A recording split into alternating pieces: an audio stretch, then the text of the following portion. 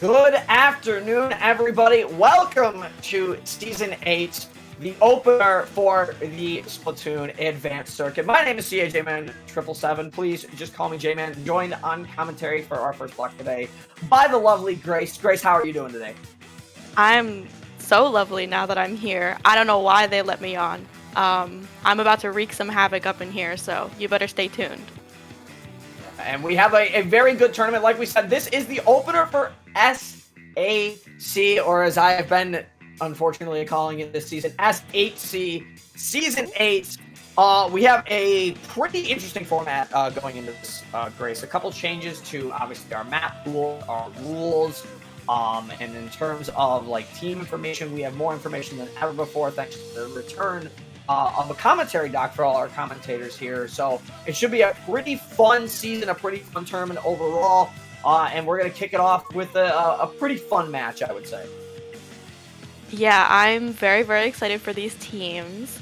First of all, I know both of them, which is already a pretty big step for me. J-Man, what do you know about October Rift? So October Rift, honestly, a couple names I recognize right away, and the one that stands out to me obviously is Tabby. Tabby on the roster, a very October Rift they're a relatively newer team, but Tabby has been playing Splatoon for a really long time. The other name I recognize on the roster here is Boomy, the machine player as well.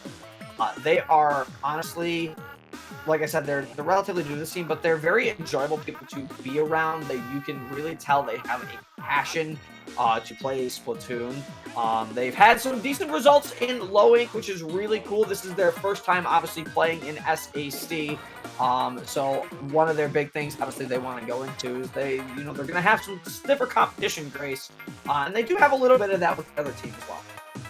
Yeah, their opponents here today are going to be Seachedelia, which is a very beautiful name, might I add. I'm all for cool nautical themes as well. They have a really cool comp going on. One of their players, Akira, actually plays brushes, which is pretty cool. I love always seeing that come out. They're kind of an older team going into here, which is kind of weird to say because they're a little shy of a year old, but that's pretty long for comp Splatoon, so I do applaud them for that. It seems like they have a few rivalries kind of coming into this opener and SAC in general. They have a few teams that they really want to fight, specifically the Final Reckoning, who they faced in the Splat UK's Ink practice, and they're kind of looking to maybe get an edge on them, something like that. So hopefully we can kind of get a look to how they're going to fare against October Rift today. Yeah, and it's going to be an interesting, obviously it's going to be an interesting day as we set up the microphone. Apparently my mic is sounding very mechanical right now. I will try and fix that as we go here. I'm not entirely sure what's going on in the background here. I'm wondering if it is Discord having issues. It could be. We'll see. Hopefully that fixes. But it should be a pretty interesting first match for us here, Grace. And I'm going to quickly adjust my mic settings and see if I can fix something. Oh yeah. Well, first of all, I do want to say a resounding thank you to all of the staff members that put a lot of work into this. We talked about the commentator doc, which was the product of one Skepidilians. Thanks a lot to Skep for orchestrating all of that. And all of the teams were required to fill that out. So you already know we got some dirt on everyone. Oh yeah. All of the teams, yeah. Yeah, we definitely do, and it should be. Again, it's going to be fun.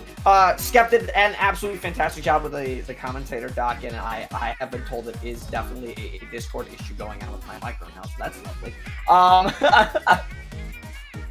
But I think we're going to be getting into our first round of maps here, Grace. So if we want to talk about our first round of maps, let me pull up our map list here, because I believe with the new map list, we are going to be starting on Splat Zone Ship Cargo. Yes, we are. Indeed, indeed. It's one of the newer maps. I would say it is pretty lockout heavy, so that can be kind of tough if you're playing against a really fast comp and you don't really know how to stand your ground. It'll help if you have a backline. So for example, on the side of Seachedelia, they do have a ballpoint bow player, and they also seem to do some other backlines like Charger and Splatling, but I think that that's really going to help them there to kind of hold their ground and also be able to push back if they're facing a lot of offense on October Rift. Yeah, and October Rift, of course, does have a lot of that offense going into this game. Obviously, they have very, very common weapons that we've seen, especially now in the meta. The standard splatter shot, obviously, Inkzuka is everywhere right now in Splatoon 3. Mainly for a few reasons. One, that 60 damage splash damage is insane. That's a lot of chip damage on a lot of targets. You're really not safe no matter where you are from an Inkzuka unless you are quite well hidden behind cover. That splash damage, like I said, is no joke with that. But you do have to be aware of not only, of course, the multiple Zukas that you could be seeing, but again, as you said on ShipShape, the faster comps, which October Rift seems to bring to the table a little bit more with that NZAP shot machine comp. Yeah, I'm really interested to see. Probably both sides here are going to have an Inkzuka. We know on the side of Seachedelia that they do have a dedicated V-Shot player, Season, who, by the way, used to play it before it was cool, they swear. So, just pointing that out there too. And Axel also seems to play V-Shot, so it seems like they're going to definitely have that special online. But what about on the side of October Rift here? October Rift, I mean, in terms of specials that we're probably going to see come online with them, a couple interesting choices. Obviously, that NZAP, you are going to be seeing that tactic cooler come out. You are going to be seeing a little bit of that Inkjet, possibly, if Thor is playing with the ballpoint or even the Snipe Rider, which would be a very interesting choice, especially on zones. Obviously, the Snipe Rider got those huge buffs not too long ago, and seems to be getting a little bit more use than it used to. But you also have something that, you know, we've seen a lot of commonality with, and something that seems to be being picked up by a few players. You don't see it too much, at least at the higher levels of Splatoon, but it'll be interesting to see some possible dually sculptures or custom dually sculpture play here today as well. In terms of what October Rift is looking forward to going into this, both the ShipShape maps, both the maps in our map pool, and both the crab leg maps. So obviously October Rift might be in their comfort zone a little bit here with this coming up, Grace. Yeah, I definitely think so, especially because a lot of these maps are, like I said before, they're very lockout heavy and they have a lot of twists and turns so that you can get some really good flanks in. So while it is really nice to have that backline player, it can also be a bit of a detriment because they really have to watch their blind spots, and you need those front lines, you need those supports to kind of help you hold your ground and make sure that you have someone to back you up. I especially think that the Inkbrush player, Akira, that they're going to put in a lot of damage on the side of Seachedelia, because if there's a lot of flank routes, there's a lot of twists and turns. I mean, there's just always going to be an Inkbrush lurking somewhere and you're going to get murdered. And that happens to me very frequently. So I'm hoping maybe we can catch some of those moments, or maybe we see October Rift kind of take some precautions and don't let themselves get caught by that. Yeah, we have indeed seen some of that obvious Inkbrush play last season, but it wasn't necessarily Inkbrush as much as it was Octobrush last season. I forget which team that kept bringing up the Octobrush off the top of my head. I have to go back and watch fun. Reacclimate myself here. It's been, we've had a couple months off, so, it's time to remember. But, brush play on a map with a lot of flank routes is going to be a very big thing here. We've seen in previous SAC seasons as well, we have seen the Carbon Roller Deco also get plenty of use on maps like this with a lot of flanks, a lot of cover. So there is a great chance that we are going to be seeing, obviously, that strong rush on the side of Akira as well on Seachedelia. Yeah, and kind of jumping ahead a little bit and heading into the game 2 and game 3, which is going to be TC Haggle and Rainmaker Humpback. Both, I would say, maybe not lockout heavy, maybe lockout heavy, but very aggressive.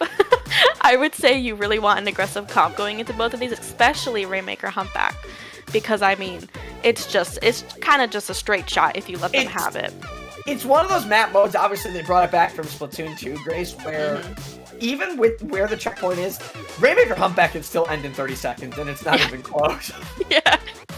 Sure, add a checkpoint, fine, make us pop the Rainmaker one more time, we're just gonna get it and go. And that's honestly something, that Humpback pump track, has always been a very fast-paced map, but it's also been a map that's really benefited from having a lot of sloshers in play, specifically obviously with the machine in Splatoon 2, and we still see it here in Splatoon 3. Obviously not as prevalent as it once was earlier in the meta, but it is one of those maps where if you can get something that's going to go over walls, you have a much better time, and that's what I think allows you to play so fast on Humpback, is because if you can control the window, the bunker areas with your machine, you can't really allow your opponents to push up from those positions because you've got them both covered, and it makes for a very tough time, and possibly, as you said, even a lockout situation, which is something you never want to see. Yeah, and you mentioned the machine, but I definitely see that on the side of Seachedelia, Jack doesn't only play NZAP. Thank God we're not leaving him in NZAP jail, because I'd feel very, very bad. But they also have the Tri Nouveau up their sleeve. So if we make it to that game 3, of course SAC groups is best of, but if we make it to that game 3, I'd be very excited to see some slosher action coming out, maybe from both teams. Yeah, it looks like they are as well. We just got word in the background that they are currently setting up the room, so it will be up soon. So we'll be getting you the first round of action here momentarily. I'm excited to just kind of get into this season. I'm ready to go. Let's get it started. Let's have some fun. Let's enjoy the new season. I'm also very, very excited. I mean, I think SAC is a very big staple, kind of when people get low ink banned or they want to kind of rise above being quote-unquote low level, like both of these teams definitely are, especially October Rift here. Having SAC as that direct kind of pipeline after low ink is really, really helpful, because you immediately have somewhere to go once you want to travel up higher up the ladder. Yeah, and again, this is a great start for that, so I am looking forward to seeing both of these teams see what they can do. Honestly, looking at some of their notable placements, obviously on the side of October Rift, 5th in the beta bracket for low ink and 131st in speed ladder. So while they are a relatively newer team, this is a team that formed last April. They spent a lot of time trying to put this team together, and obviously the crew they have works really well in tandem with one another. So I wouldn't be surprised as over the SAC season we see some of their results also change if they decide to jump back into low ink or speed ladder. That improvement is something we really like seeing here in the Splatoon Advanced Circuit. So I'm excited to see where it goes with October Rift. On the side of course, Seachedelia, Grace. Some pretty nice results, a 2-1 win against Axolot and a 1-3 loss to Cherry Limeade, but being able to take a game off Cherry Limeade is huge. For sure. I mean, I've been watching Axolot for a very, very long time, and getting 2-1 over them is huge. I mean, Axolot frequents SOS, and I myself am an SOS enjoyer, so I always like to keep tabs on teams like that. And just in time as well as we get into game 1, Grace. Of course, here we go on Splatoon Shipshape Cargo, and something already interesting that we're seeing. We are going to be seeing that brush come out from Akira, and on the side, we are going to be seeing the custom dueling structures. So we are going to be seeing a little bit more of a kind of supportive long-range comp coming out of the side of October Rift, who are in the orange here, with Seachedelia being in the blue. Double V shot. Oh my lord. When they both listed that they played V-Shot, I was not at all expecting that we were going to see both of them in the same game, so I'm pretty stoked here, J-Man. Yeah, and it already looks like the V-Shots are coming out and causing some problems, as well as, unfortunately, Xset gets taken out by Nima here, who, by the way, is playing the Tri-Stringer here. Obviously, we've seen the Tri-Stringer and how much it has improved from the launch of the game, Grace, and this is a great map for them to really take it to its absolute limit, because they can put the Sprinkler, as you can see, right there on the top, basically right above the zone, and they have so much control on this snipe. If you can control both of these areas, it's really easy to control this top bridge. Yeah, we see the Tri-Stringer already really, really supported by both of these shots and the Ink Brush as well. I mean, one of them unfortunately does go down there, but their control over the zone is immense. I mean, we see all these specials coming out, the hammer. I mean, it's going to be a pretty tough time for October Rift. 2 of them ending up going down as well, J-Man. Yeah, unfortunately, October Rift really not able to make some ground right now, and you can see Akira just being an absolute nuisance, hanging around the flanks, hanging around the drops right now of October Rift, just trying to find some picks right now. October Rift, what they really need to do is they need to focus I was going to say, they need to focus a little bit of pressure on mid there, and unfortunately, they're just not going to be able to do that. Grace's two of them immediately get taken out by the Inksuka, and just like that, the game is over. Yeah, I think what Seachedelia did really, really well there was making sure that the bow was really well supported. I think the tri-stringer there is like your anchor, and they just kind of sit in place. They paint, and they exude so much paint when they do. Nice fist bump there. I Yeah. love, love, love fist bumps. I believe that was probably the bow and maybe one of the shots, but Yeah. that was a really, really good show of just how coordinated and how they work as a unit, as a team, because there was almost no time where two of them were down and rarely one was down. They really had each other's backs. Yeah, they absolutely did. And obviously we saw that pressure, of course, of the double Zuka. The one thing that shipshape cargo does have that goes in advantage for it, Grace, is it does have the middle is relatively narrow. There are a few pieces of cover there, but the cover that does exist is more on the left and right side, where you can really set up an Inkzuka there, as we saw from Seachedelia, and they were just able to control the middle of the map very easily, and any shots that were missed came from the bow on top of the bridge as support, and they absolutely really locked out October Rift on that game. October Rift kind of, you could see there was a moment there where they all wanted to come in, and it looked like they might have taken out at least one or two players there, with a couple of them coming through the mid, but as we saw, that Inksuka did come out from the other side, from their ramp side, their bridge side, and was able to take out two of them there. And unfortunately, when you go two down in that situation, 10 seconds left, less than 10 seconds, I feel like it sounds like one every 1.5 seconds or less. I forget exactly, I think it's like one every half second. They just didn't really have an opportunity to push up and really claim any more territory than they already had lost. Yeah, and I think something really crucial for a lot of teams to kind of realize is that when the objective's taking down, you're going to want to run at the zone, and I totally get that. I myself am a diver. I constantly just let myself die all the time. Not a good habit.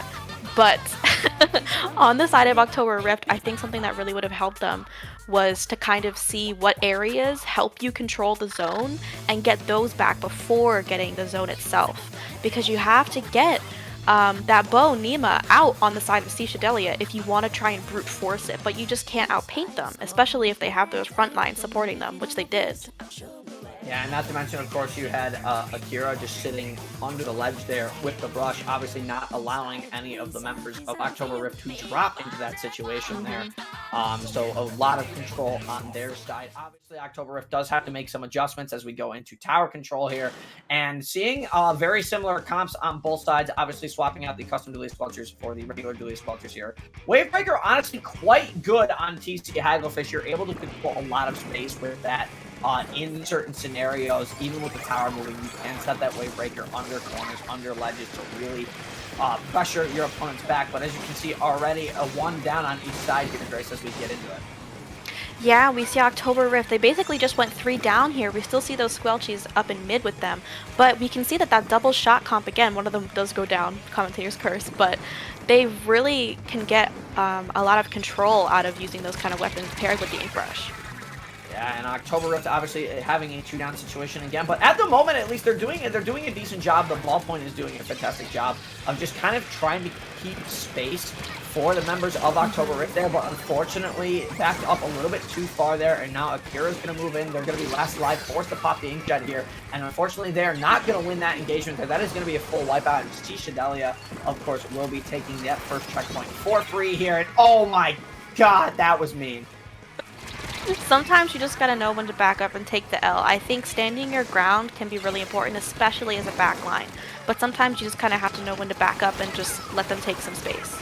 Oh my goodness, and again, another Zuka here. We're seeing Grace come out on the side of Seachedelia here. Another 3-down situation already for October Rift here. They are just not having a good time able to get in. They can get one shot, maybe they get a second here, but the tower is going. They barely save it. 2 points left on the board, but from the bottom there, I believe that's the ballpoint on the side of Seachedelia, kind of holding some ground there right now. Going to be popping Inkjet, and this push is not over for Seachedelia yet, guys. Not even close. Yeah, and I can see Seachedelia there is recognizing that they're all kind of panic dropping at that top right area, which secures them the KO. I mean, when those Inkjet shots come in, totally wreaking havoc on the area of spawn that you want to be safe, where you can paint in on. I mean, there's just nothing you can really do unless you kind of compose yourselves and clear them out. Wait for those specials. Indeed, and unfortunately, that was the situation for October Rift there. They were kind of panicking. They were kind of rushing into the zone. They were able to get a pick or two, but every time they got one, a special seemed to come out on the side of Seachedelia that just ended it before they could even really get any defense. And there was a chance there that they were going to be able to reset it back into mid, but Seachedelia's comp just a little bit too aggressive, and they were able to take advantage fully of the, I would say, the inexperience, at least, of October Rift in this scenario. Like you said about the experience part, I think Seachedelia has been, like I said before, they're a little shy of a year together, and that really, really makes a difference in these kind of fast-paced game modes and maps in general. So I think October Rift definitely put up a really good fight there, but I think they just couldn't match how glued and orchestratedly, well, team-based and how well Seachedelia was playing together. Yeah, and that's one of those things as you come in as a newer Splatoon team as well. Obviously, mind you, October Rift is relatively new, just forming in April, so they're not even a year old yet. Only about, I think it's like 8 or 9 months at this point. But you're right, that the experience factor in this game does matter a lot. It matters if you played for other teams a lot when you go into a tournament like this. But I think the other thing that really matters that you have to take into account is just the pace of what Splatoon 3 is right now. Splatoon 3 is at least at the moment, with the weapons that are being used in our meta and the comp, especially with the double Ingzuka, Splatoon 3 has a very, I'm going to push the backline no matter what kind of gameplay loop right now, where it is nothing but speed and aggression. And if you cannot quickly adapt to countering another team's speed and aggression, you will struggle. And unfortunately, October Rift, I do think, did fall in that engagement because they just were not able to deal with that ceaseless aggression. Yeah, and especially when we saw that when October Rift hopped on the tower, stopped that push. I think Seachedelia went about 2 down maybe. We saw that Seachedelia did not give up mid, and they even went as far as to push past mid. The Ink Brush came up, started sneaking between the enemy lines, kind of getting some picks, and the Inkjet popped out on the side of Seachedelia, which really just kind of sealed the deal. And October Rift was maybe not expecting that, honestly. So I think what you were talking about really speaks very true with the current state of competitive Splatoon 3. And we did see October Rift had a cooler, like they had a cooler player on their team, which to me feels like they definitely wanted to be more aggressive, but Seachedelia's aggression, as well as their backline backing them up in their aggression, is really hard to combat. Indeed it is, and unfortunately that was the situation that befell October Rift here. And it looks like, I think, because this is obviously a groups, we are going to be moving, at least, yeah, this is groups, so we are going to be moving very quickly into our next game here, Grace, which is going to have us taking a look at, we're going to be going down to Group F, which is composed of Crossfire, Symphora, Zero Luck Found, and Jelly Squid. So game number 2 is going to be bringing you Jelly Squids versus Zero Luck Found. Very, very interesting. I definitely recognize Jelly Squids here. They have a pretty large roster, but they definitely make a lot of waves in SOS in particular. They have a few Hammerhead appearances, and I believe they've probably won. They've probably won a bracket at this point. Yeah, it looks like, and on the side, of course, Zero Luck Found, I mean, there are some very standout players here. Axolot, both Wipers and Splattershot. You also have Sneaky, who is a very, very wide-ranging burst player. I mean, I see things on here like Slosher, Tetradoolies, Bloblobber, Umbrella. So we have a very solid player here that is everywhere with so many different weapon types, so many different roles, so I would expect Sneaky to be able to fill in where the team needs when they need it, which I think is absolutely fantastic to have a player like that on the team. For sure. We see Jelly Squids here, their roster. They have a lot of different weapons, which I particularly am very happy about. I know for a fact that Angelic plays like mostly shooters, Junior, Zap, T-Tech. We see a few of them kind of having those similarities, like a lot of shooters. I know NATO does play, he plays Brush and Roller, I think it's the Octobrush. And I'm not sure if they really have a backline. I believe Mark does. I think that they play like Splatlings. I think they play like all the Splatlings. Maybe not Heavy Edit though. Heavy Edit is one of those things where it's like, do I want to play it? It's a good weapon, but it gets outranged by even other Splatlings. It's like, do I really want to play it? Yeah, especially it might see a lot more use though in this kind of cooler meta that we have going on right now. Some people are calling it overrated nowadays. The meta can shift pretty quickly, but some people are pretty still adamant on it being a staple in their comps. So maybe we'll see it.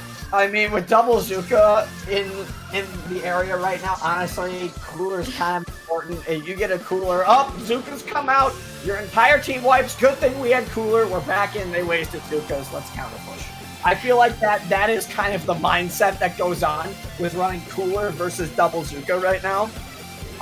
But it really depends on the team and who's playing the weapons, obviously, in the long run. Right? Yeah, I mean, I assume we're gonna see Zukas out here again. Maybe not double V shot, but we're still definitely gonna see some here.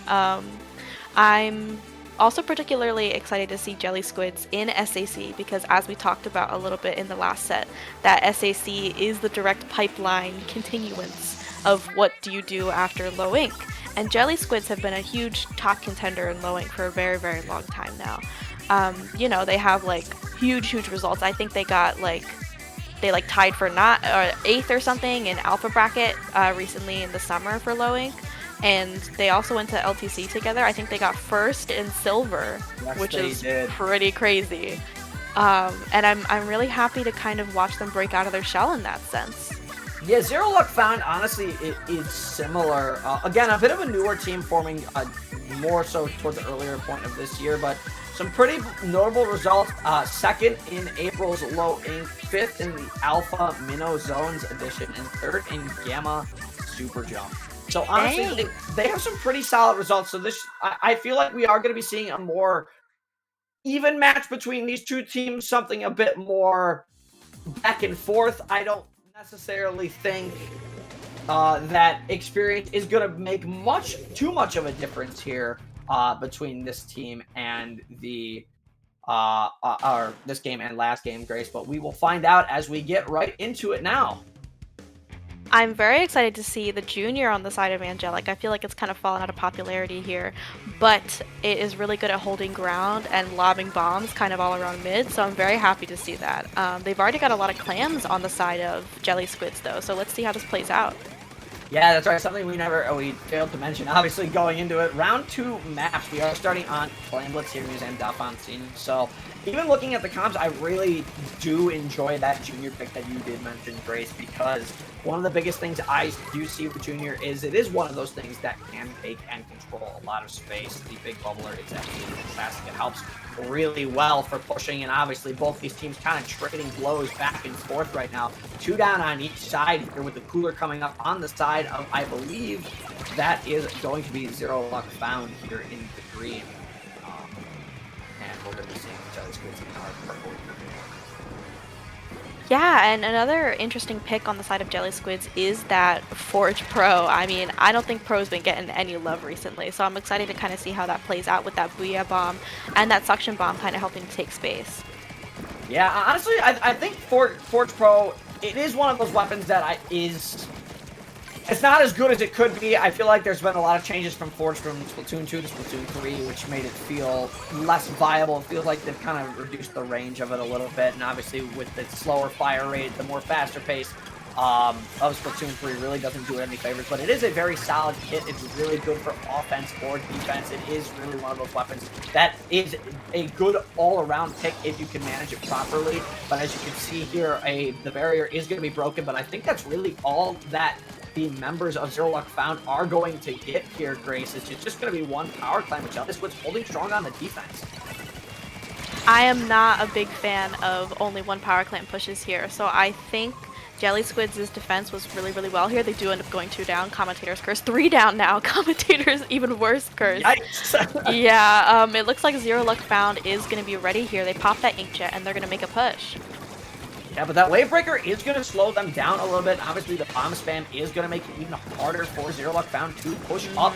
You can see they're all kind of gathered up on this ramp, on this left side here. And meanwhile, NATO is going in the flank, is going to throw the rain from behind them, which is going to force the members of Zero Luck Found onto the plat of Jelly Squids. And Jelly Squids are all there with the exception of NATO, who I believe actually either went down or jumped back. No, NATO actually sharking from behind somewhere around. NATO able to find, unfortunately, some damage, but not able to get any picks. And Zero Luck Found at least able to throw another clam in there. They are going to be getting a couple more in here, though, as Angelic needs to find this pick here, but not before Zero Luck Found gets the score down to 52 Grace.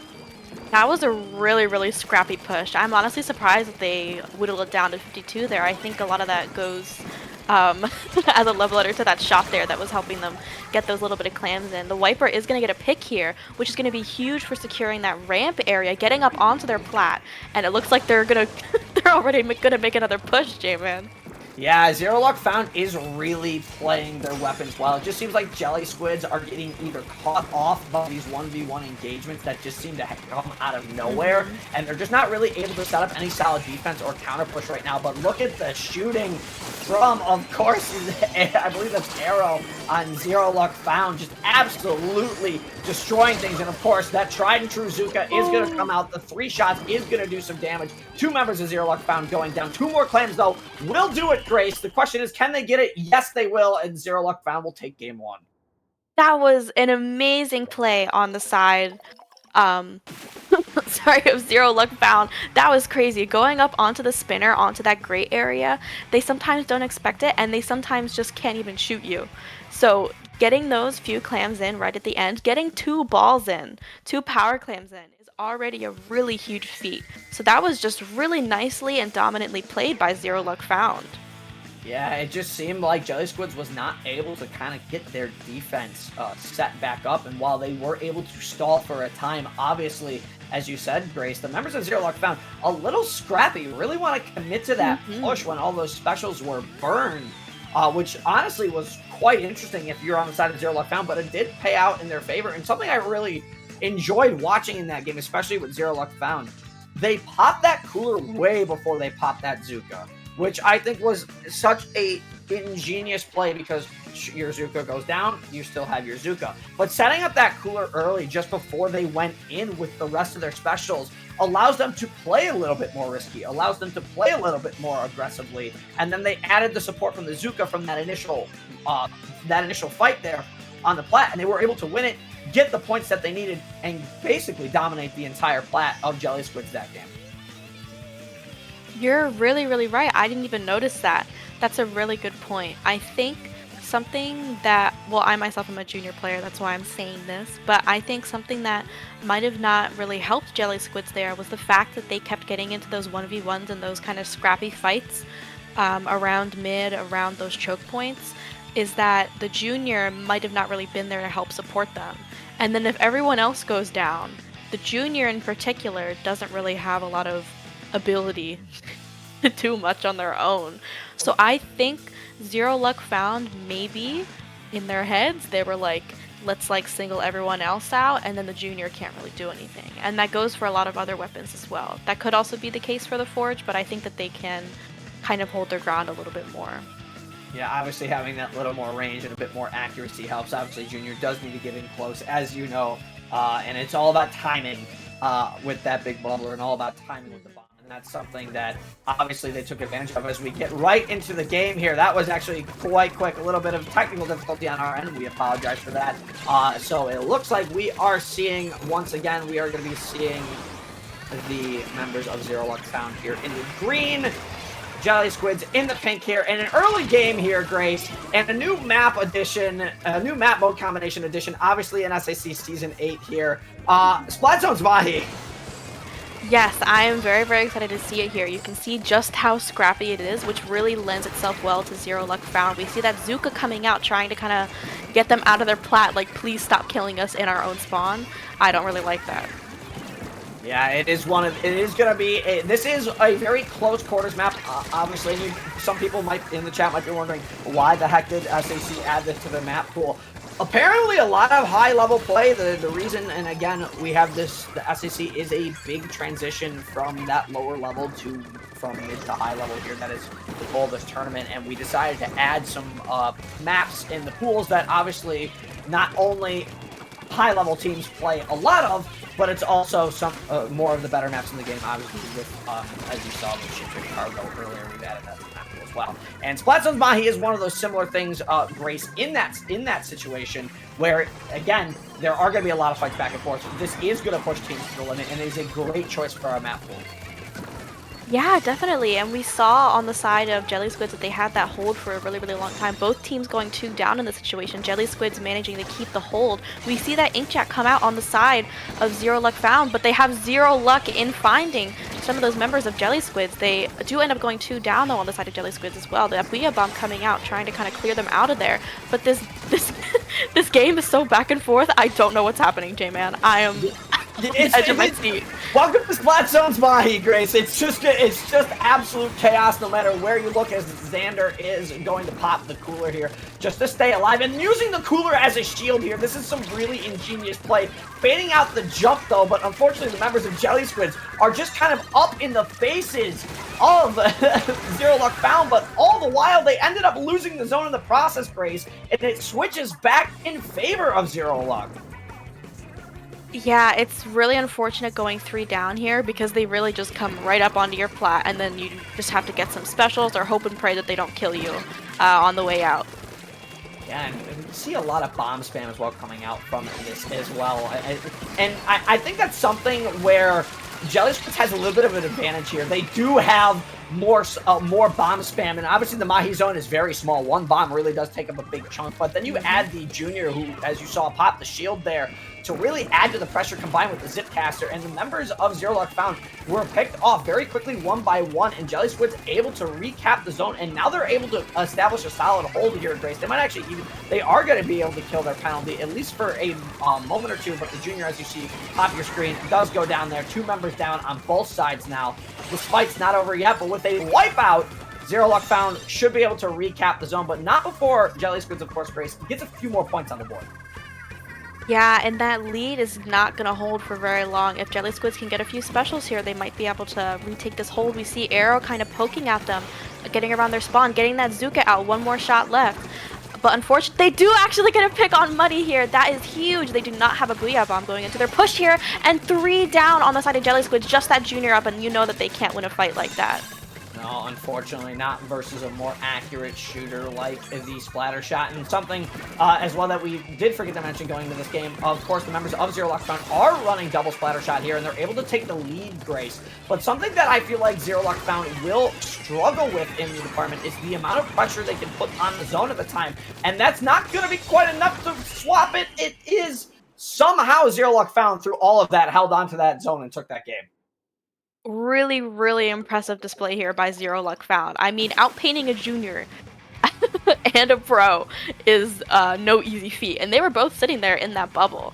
So that was just a really, really good play there. I think that those picks from that Zuka that we saw on the side of Zero Luck Found really solidified the hold that they have, as well as because Jelly Squids did not end up flipping the zone in their favor. It seemed like really close too. You saw the tri-strikes come out there at the end, and they needed like a pixel of ink potentially on that zone to recap it into their favor. It was a well-played counter push by Jelly Squids. Unfortunately, just did not counter tap the zone and the shield from the Junior, Grace. I wouldn't say it came out late. I would just say it was not in the right position at the right time, and just not enough speed on the side of Jelly Squids to get the zone in the process. Yeah, we are gonna move on to our next round here. Not sure if they're ready for us yet, but since SAC is best of 3, we aren't gonna be seeing that third mode play it out. Yeah, at least in our group stage here, as you know, it is best of 3, but we are going through rounds very quickly, and it looks like the teams might be ready here. Yes, they are. Group B is actually finished, so we are going to be jumping over there pretty effectively. This is the one thing I really like about the group stage, is it feels like it's constant energy. Everything is constantly going, and it's one of those things that makes it really enjoyable. And of course, we have a team that has definitely played an SAC before here versus Trip Hazard. Now, My Lag Paradise. Oh man, My Lag Paradise. This team has a lot of talent with so many different weapons. It is crazy. This is a team that's been around for a few years now, Grace.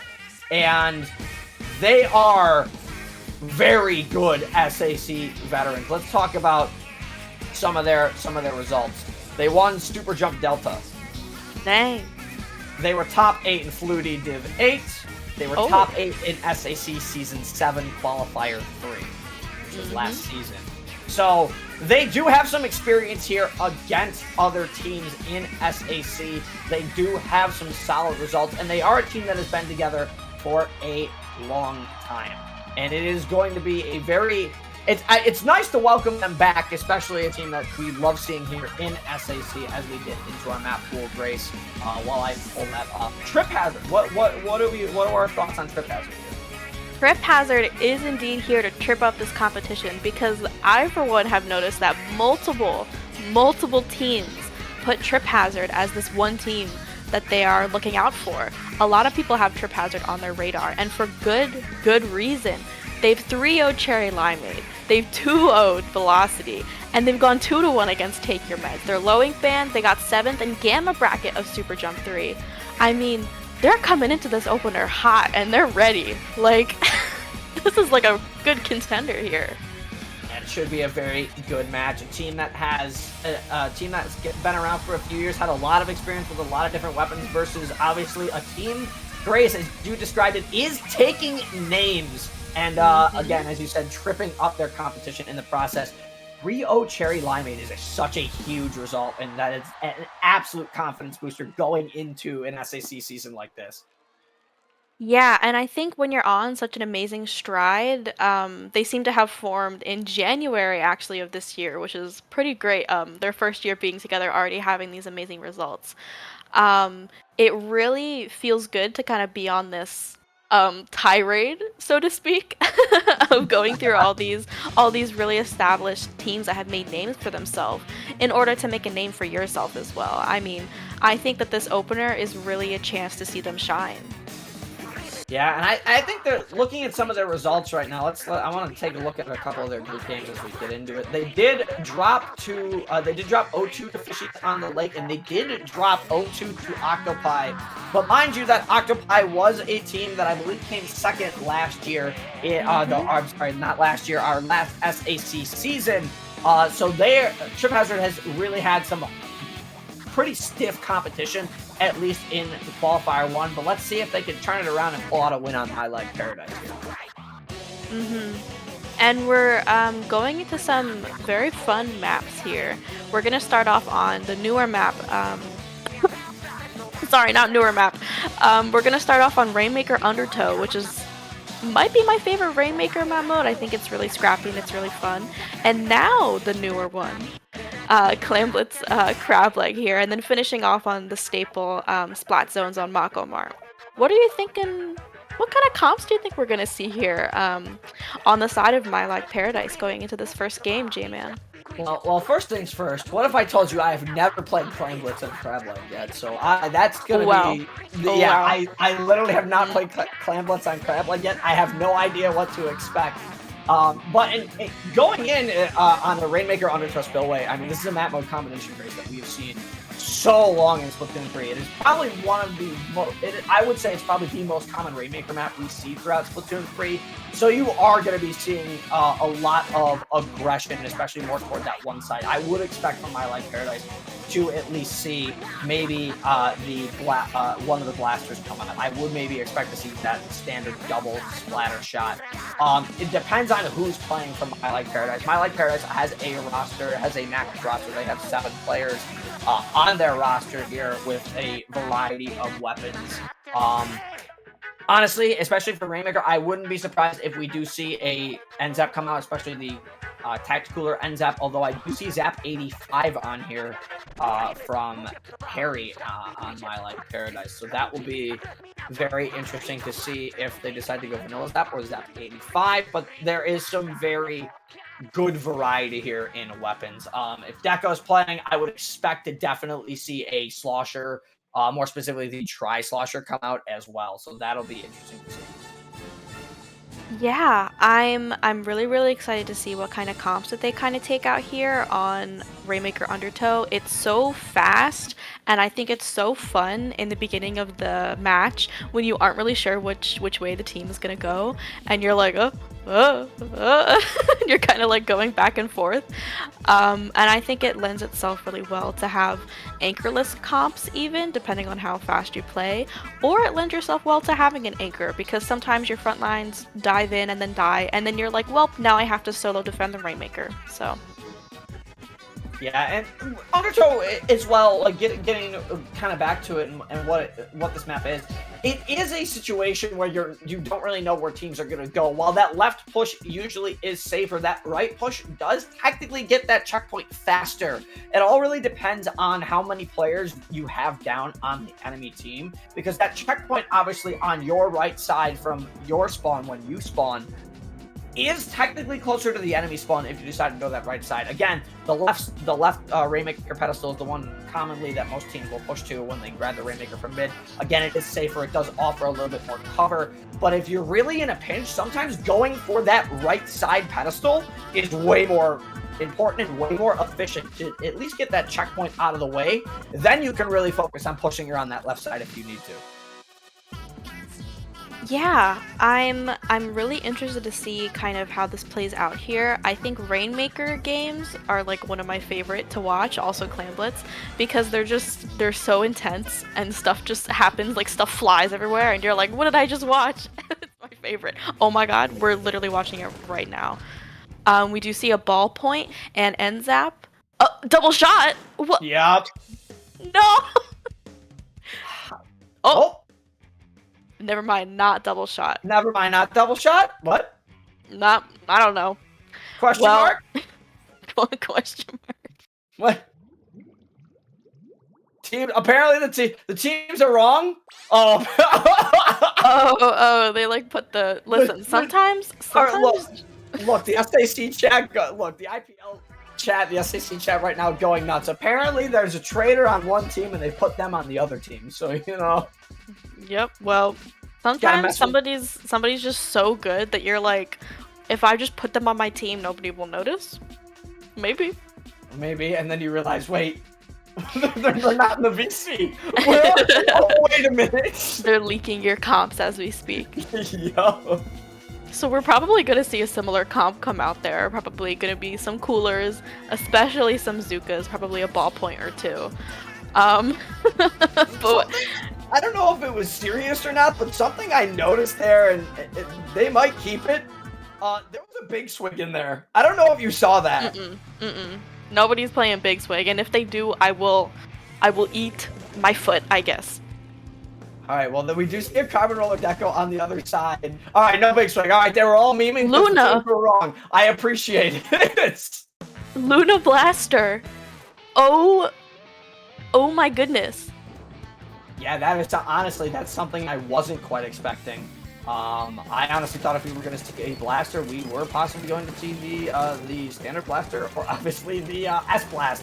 But no, Luna's honestly such a dangerous pick on this map because Luna's explosion radius is so large that it really can control the alleyways on this map, as Trip Hazard is already 3 down here, Grace, to start our game early. And you can see, obviously, My Like Paradise trying to go for that right side checkpoint, but Plague kind of just sharking around, finds 3 in total, and that is immediately going to reset My Like Paradise back to their spawn. Really well played by Plague to not reveal themselves in that location, or if My Like Paradise forgot to call out that Plague was up there, maybe they just weren't looking for it here, and Trip Hazard already able to get that checkpoint, Grace.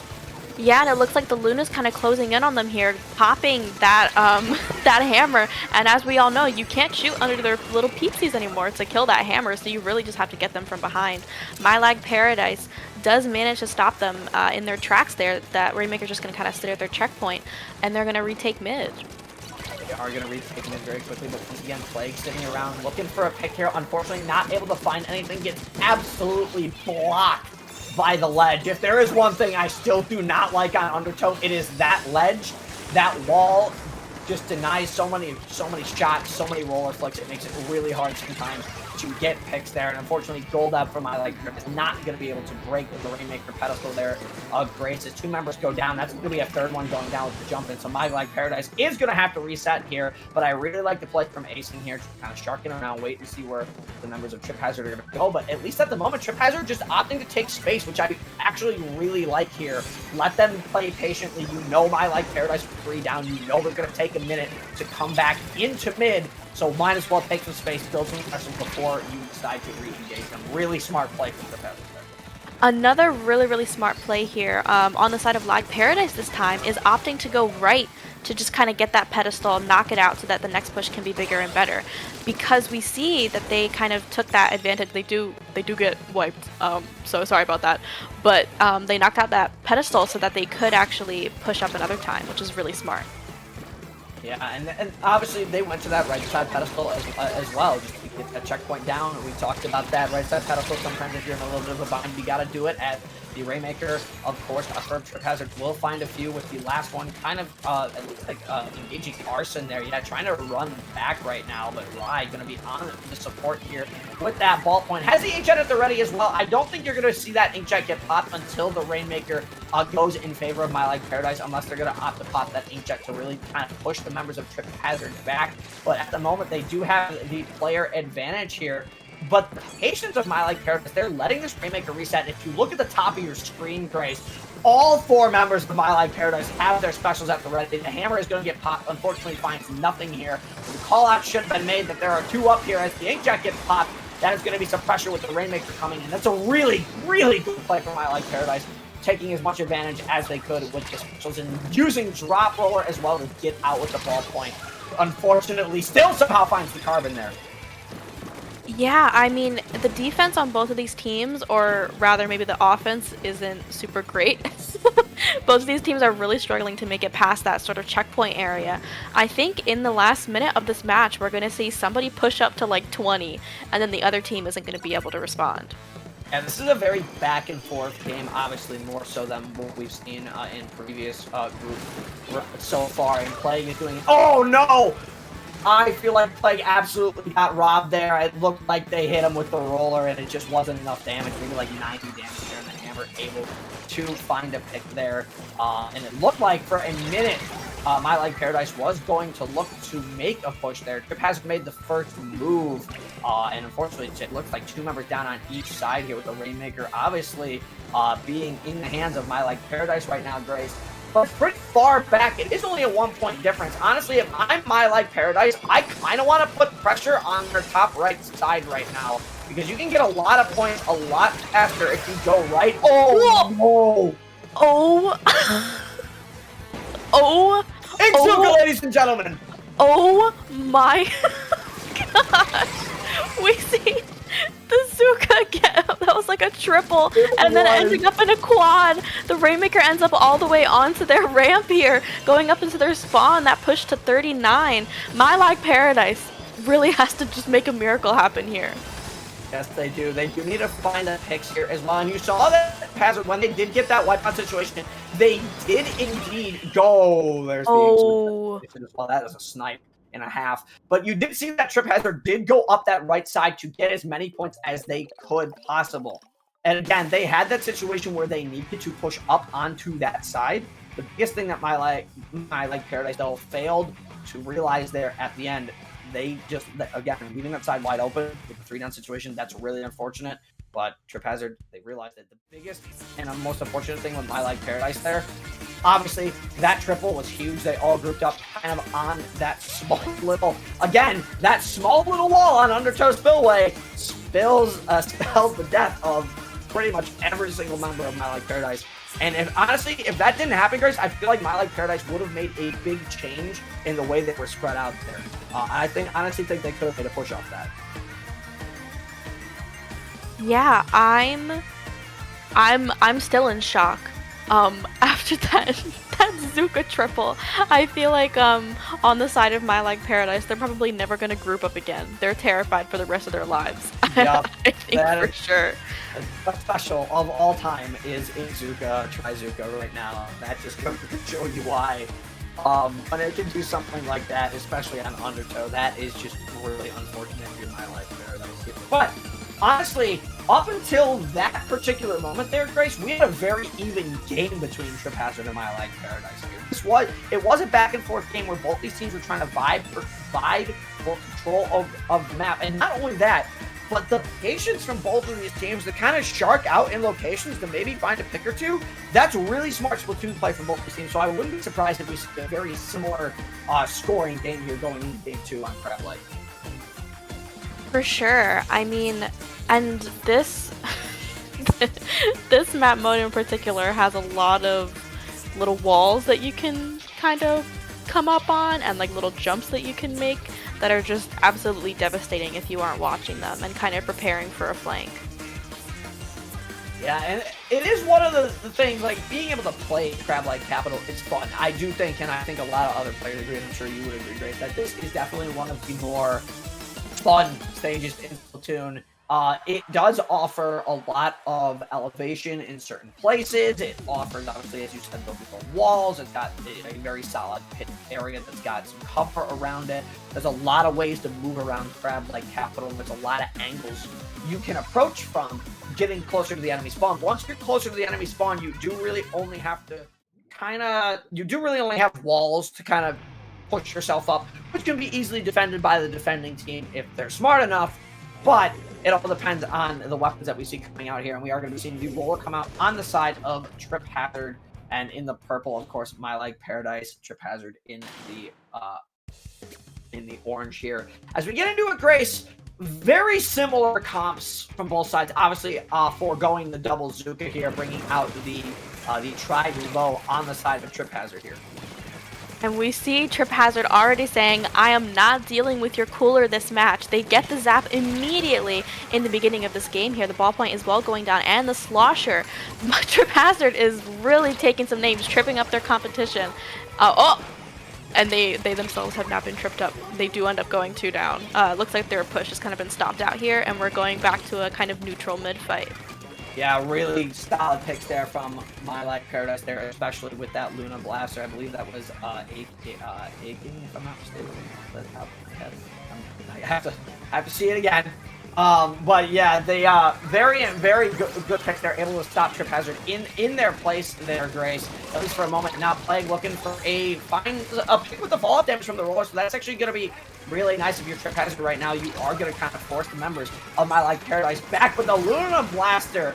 I'm sorry, not the Luna Blaster. That is the, I don't know what weapon I'm looking at right now, because they're sharking around going everywhere, and somehow a bomb is going to find the top side, one of the members of My Like Paradise here. It's kind of a chaotic match, right now, Grace. So it's a huge fight over neutral.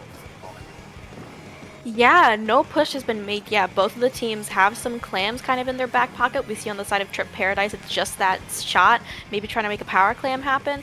But 2 of their teammates do end up going down, so it seems like My Like Paradise really has their opening here. The Jet coming out as well on the side of My Like Paradise. Those strikes coming in, getting that one member that had all of their clams. Yeah, unfortunately, My Like Paradise is not. I mean, they do have the power climb, but they weren't able to make a solid push off that. And I think part of the reason is because the barrier from the roller of Trip Hazard actually was safe, not only from the triple strikes there, but was also safe from the Inkling, as the hammer's going to get thrown from Aching there, and they're not just gonna have to be able to. They're gonna have to back up and kind of reset themselves to neutral here. Neither team has scored right now here, Grace, and it really is going to come down to who can find the pick, as Goldup, unfortunately, is going to go down to the ball point there. That is, I believe, a delayed 2 down on both sides here. Delayed 3 down now, essentially, on both sides here. And might actually be only one member of Trip Hazard left, and Goldup is going to try and take advantage of it, and they are at least going to be able to break the power climb, so at least there are some points on the board now, Grace, but it took half the game to do it already. Yeah, and it's quite a push here going on. I mean, they managed to get it into 71, but I mean, it doesn't look like any of their teammates are going to be able to back them up on that. Yeah, unfortunately, it just seemed like it was a last-ditch effort there from My Like Paradise, as Mint looking around, maybe to cause some disruptions with those fizzy bombs. Obviously, the biggest danger that you see with fizzy bombs is their ability to basically track your opponent. Once you throw them toward an opponent, they do intentionally bounce toward you. If you're wondering why fizzy bombs are so dangerous, they do like to bounce towards their nearest target, which makes them very dangerous here. We're going to see the Inkjet be popped by Rai here. It looks like we might see an Inkjet to Inkjet battle here. Just looking for the pick and just not able to find anything. I honestly think that was maybe a little bit of a waste of the Inkjet. If you're Rai, they're not really helping your team too much. Pressure the ramp of Trip Hazard, just really only focused on the Inkzuka. But of course, the Luna Blaster Neo on the side of My Like Paradise doing a fantastic job of at least cleaning up what the other members can't get. But the Zuka from Slick is going to be on the defense, finds nobody with the first shot, nobody with the second. The last shot, unfortunately, he's going to fall short of Goldup, who had the power climb. And Trip Hazard will go 2 down, Grace. Maybe looking like they want to make another push here, but it's very tough to do this here. Remember, though, they do have this opportunity, if they wanted to jump up on that left box over to their spawn, but that is a much riskier play than sometimes it's worth.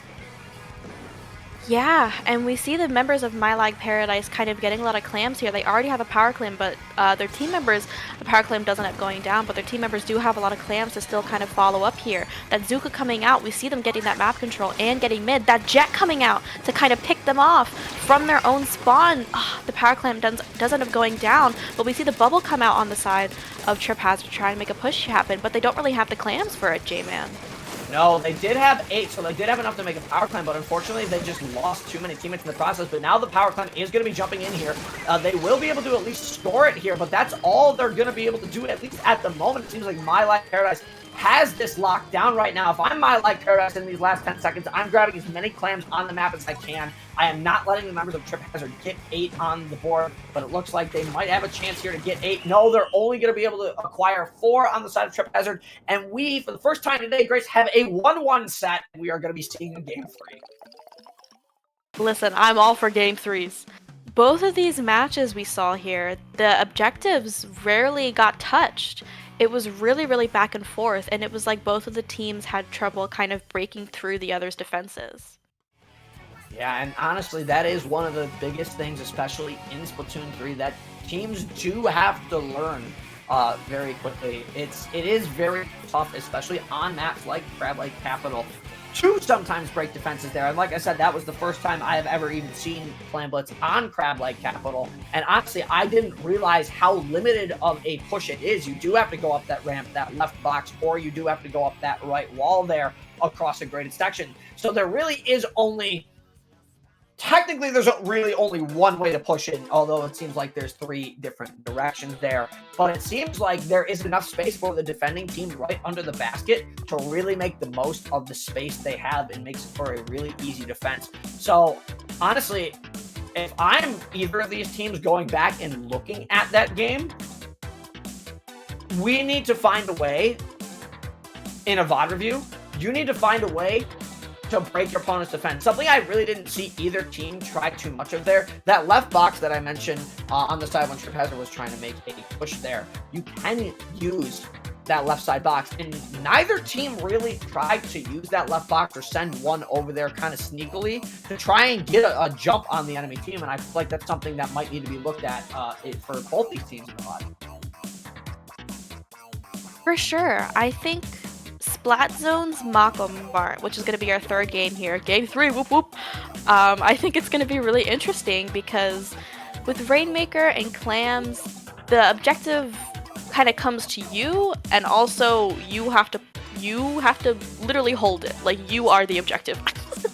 But with Splat Zones, it's a lot more stationary, and it's literally just in the middle of the map. So I'm interested to see if that kind of helps us get some more points on the board here, seeing the more defensive playstyles come out to be able to kind of defend the objective.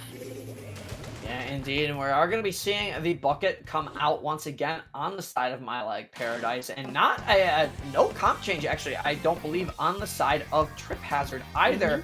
We are going to be seeing the cooler come out on both sides, but we do see, of course, the members of Trip Hazard are bringing that Inkzuka once again to the table here, Grace.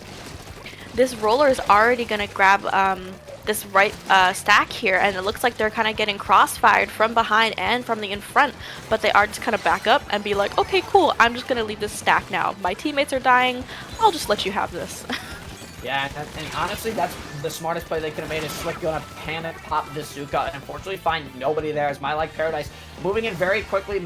Golda manages to find 2 there, but they're not quite, I don't think they're quite aware. Now they're definitely aware that the roller is still in the zone, and they do manage to pick up the splat onto Plague here. So now My Like Paradise has a chance to enter their lockout phase, and this cooler, honestly, I probably would have held this cooler maybe a little bit more, and as I say that, the Trizuka comes out and finds one, so you know what? I retract my statement. Trizuka's a thing. No, you're so right, though, because basically 3 down on the side of My Like Paradise because of that Zuka there. We see them kind of trying to sneak up onto their stack as well, but it's really, really scrappy in this fight for the zone here. But nobody seems to be focusing on the zone. I mean, we see these strikes coming out kind of trying to help paint the zone, but they really want to get control of these stacks here before they can do that. Yeah, and something that My Like Paradise is really taking advantage of, and something that Trip Hazard, I just noticed, especially in that fight, a lot of them got isolated very quickly from one another, and it allowed My Like Paradise to take all of their fights as 2v1s, which made it very difficult for any member of Trip Hazard to win their fights, especially the moment their backline went down. It seems like My Like Paradise turned on the Jets. They got really aggressive on the remaining players that were in zone, and unfortunately, Rai will absolutely be taken out there, as now Trip Hazard, as the last member of My Like Paradise goes down, will recap the zone here and play looking for a pick. Does manage to find one, knows that there's one behind them. There is going to swing the roller to find nobody, and gets taken out by the ball point once again. And My Like Paradise able to hang on to the zone.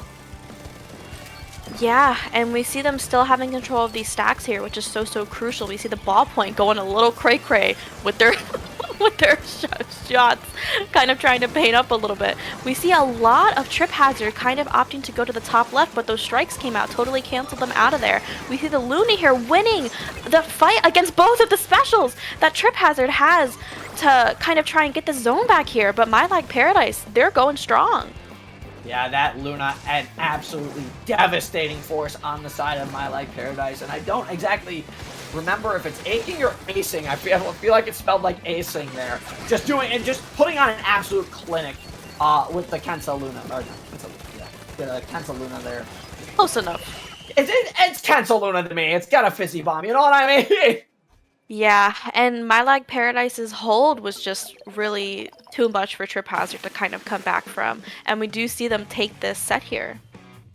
Yeah, I mean, the Luna acing did an absolute, just incredible job. The pick onto the Inkjet, the pick onto the drop, it just seemed like the members of Trip Hazard tripped on themselves there. They didn't really move into a position where they could push in all at once. They kind of very slowly staggered their way into middle one by one, and that's something that you really don't want to see, especially with My Like Paradise having such a solid defense. But obviously, you have to give credit where credit is due on Trip Hazard as well. Plague kind of being a pain in the butt at points in all of these games to My Like Paradise with that roller. Some really dangerous play from Plague there. But it should be an interesting VOD review for both of these two teams if any of them are recording it, looking for the mistakes or what they could have done better in both those games. Because all those games really, really close with the exception of that last one. But it was really, in those first two games, Grace, one mistake on either team that really cost them. Definitely. I think Trip Hazard really shined with their Zuka plays.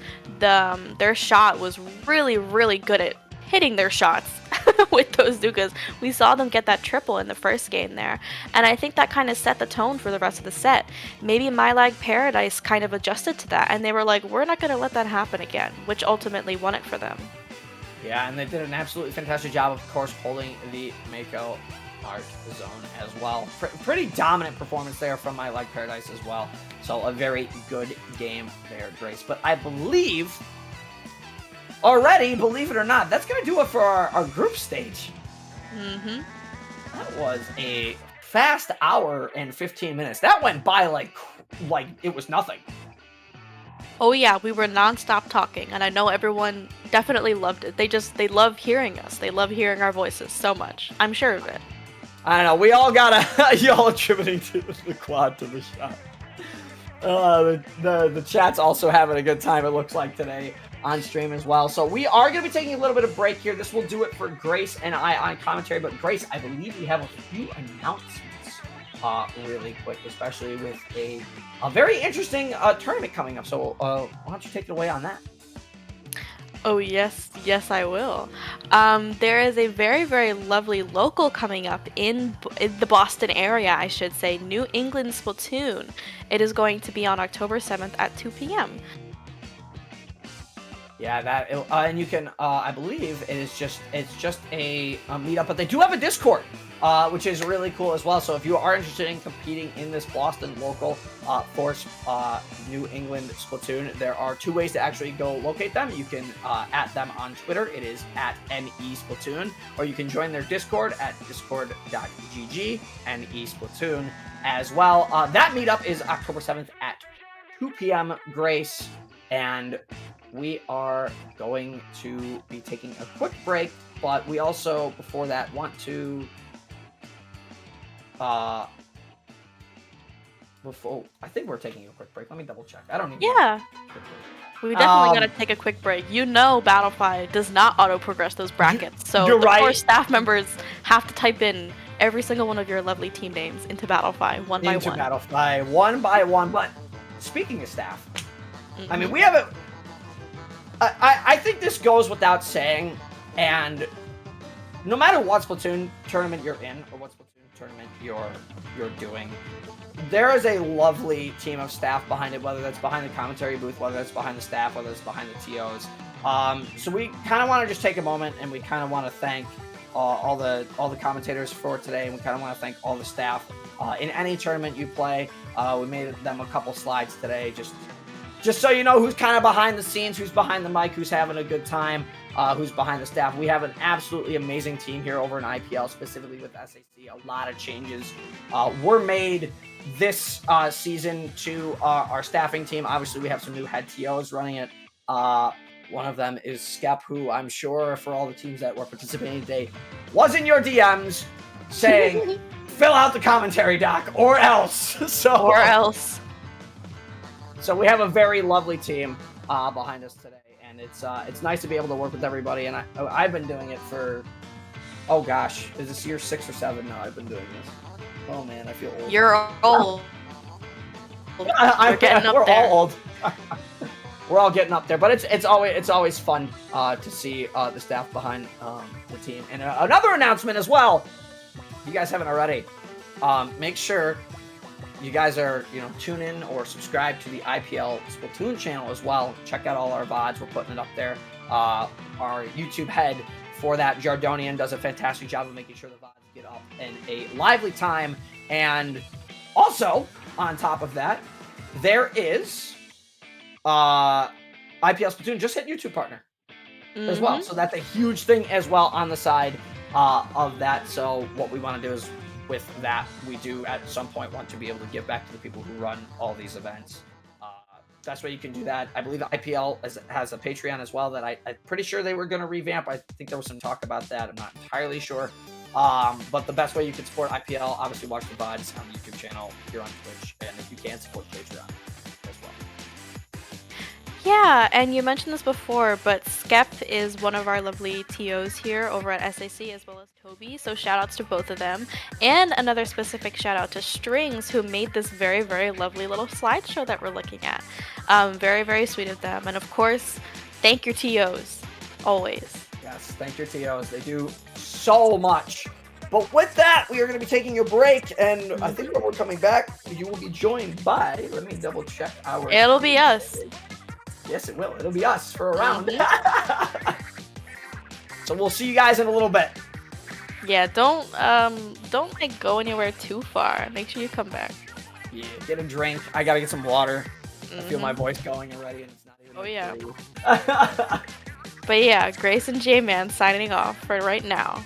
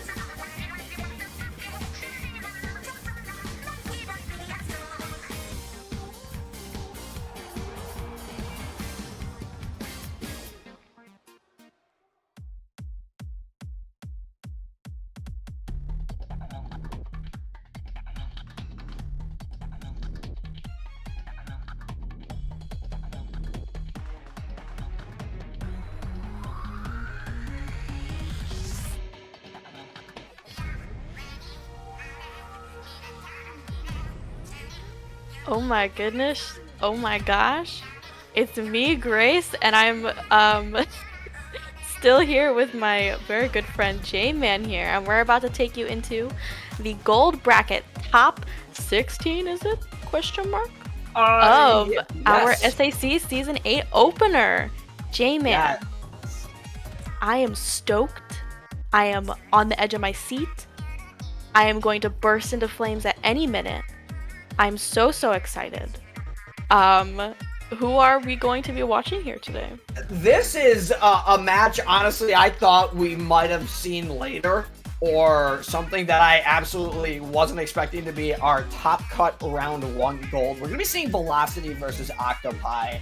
And if you know anything about Octopi or Velocity, these teams right now are playing absolutely out of their minds, Octopi especially. But before we get into Octopi, Grace, I gotta say, don't burst into flames. It's very important not to do that. I'll try. I'll try. The excitement is very palpable, though, with this match as well. We have our number 1 seed, Velocity, versus our number 16th seed, Octopi, in Top Cut. But Velocity, as you know, some very solid players here. Umbre, Bronze, and Dat Kid. Absolutely devastating players, but of course they also have Sam and Chev as well. They have some incredible results on these teams, on teams they've played. And Grace, I mean, they're ready to go. We're getting right into it. No way. Well, I didn't get to say how cool Octopi was, but they did place 2nd overall in SAC Season 7. Our most recent season. So these are 2 really big contenders that we're watching here, and of course a lot of familiar faces. I'm very excited going into this match. We already see a Wiper go down on the side of Octopi. Luna unfortunately overextends and dies, and the Zuka already gets a pick. They're already on their plat. They've got a bajillion clams. Velocity's coming in hot, J-Man. Yes, they are, and while they did try and throw a couple clams up to get a super clam to Velocity. They did manage to get that, but unfortunately, Octopi members seem to be falling left and right. The Kraken is on the chase right now, and still trying to stay alive as they try and get the power clam. Still no Octopi on some solid defense right now, Grace. Just not letting Velocity score, even though they had a clam. Now they get a delayed 2-down situation here. This is Octopi's chance to push up. They do have to deal with another, and they do take out Bronze on the top there. Something to note with Octopi here is they do actually outrange Velocity by quite a large margin, as Octopi did bring in an E-meter, and they are going to be the first to score in this game. And they're not only going to be able to get 1 power claim, and they're able to get 2 and a lot more points to boot with that, Grace, dropping their score down to 45 before 3 go down, and that push is over. Really impressive display here by Octopi. They had that defense with only 1 person up. They managed to fight off Velocity and completely eliminate their push. We see the Crab come out in mid on the side of Velocity as well. They're kind of getting their specials up. We see them kind of defending their plat, trying their best, but they're still making their way up Octopi's ramp.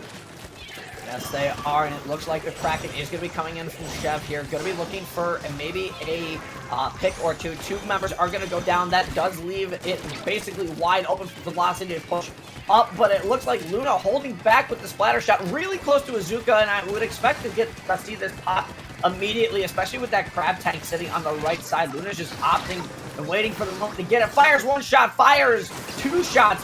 Nobody finds 1 with the 3rd, and the power claims will finally come in for Velocity at the same time, but they're not going to be able to take the lead yet, as Bronze is going to roll the rain actually into a very interesting spot. If you notice there, Grace, Bronze opted to not throw the rain directly toward the basket, but opted to stop them from going up that right side wall. And unfortunately, the push was a little bit over at that point, but I feel like if Velocity was able to continue that, they were going to be able to put a lot more points on the board. That had the potential to be a really devastating push from Velocity there, but we see Octopi saw that 3rd power clam coming in and stopped that jump. That's why jumping in on these kind of pushes it's kind of inconsistent, because if you aren't going to land that power clam right in as soon as you land, I mean, there's no saying whether or not you're actually going to get the lead. Yeah, and the other thing with those power claims too, Grace, that I feel like a lot of people forget about is it is essentially a frame-perfect bomb where you can destroy the power clam user before the power clam actually gets thrown. It is a very hard bomb to hit. It's maybe like a 1 or 2 frame window. And a lot of these higher level teams have really discovered how you can do that quickly Oh, what? I don't know how Lemon got out of that and found a pick, but unfortunately died there. Just kind of running back. I'm not sure why they decided to throw the clam there. They would have been able to get a couple more points on the board for Octopi. Actually would have dropped their score down to 34 there. Somehow, they'll manage to find a pick there, but now Velocity, of course, Grace on the push there. That wall is going to be able to slow the members of Octopi, and once again, the Kraken power clam is going to come in. This will allow Velocity to score another power clam for free. And those clam spots being right there on that spinner really, really enables Velocity to get that lead here. They're already down to 31 remaining. And that power clam is around on their plat area. Can't really find a jump, can't really push their way through. But Octopi is coming back in fierce. They've got that cooler up and they're about to push back Velocity. Yeah, and you're going to see the Zuka come out from Luna here in a minute. I'm not sure now Luna's aware that there's someone on that side. Now the Wiper's going to come in. The Zuka's going to see if they can find any picks. No, not able to find anything. And the Crab Tank sitting on top of the plat spinner is going to shut that down. But all in the process, 2 members of Velocity do go down here. But Sam able to hold for a minute. But what an amazing snipe from Potato. And that Wave Breaker is going to put a lot of pressure now on the members of Velocity. Oh my God, stop. Your aim is insane. Potato, unbelievable, but unfortunately it's just not going to be enough and fast enough. But now Lemon in the back, no jump. I feel like Lemon is shouting to their team right now, jump please, here it comes now. The jump is coming in, not able to find one. They are going to be able to get the power climb in and drop their score to 34, Grace, and all Luna needs to do is get 2 in. No, they're not able to get 1, and unfortunately Velocity holding strong here. 5 seconds left on the clock. The barrier is closed, and that is going to be it. Velocity will take...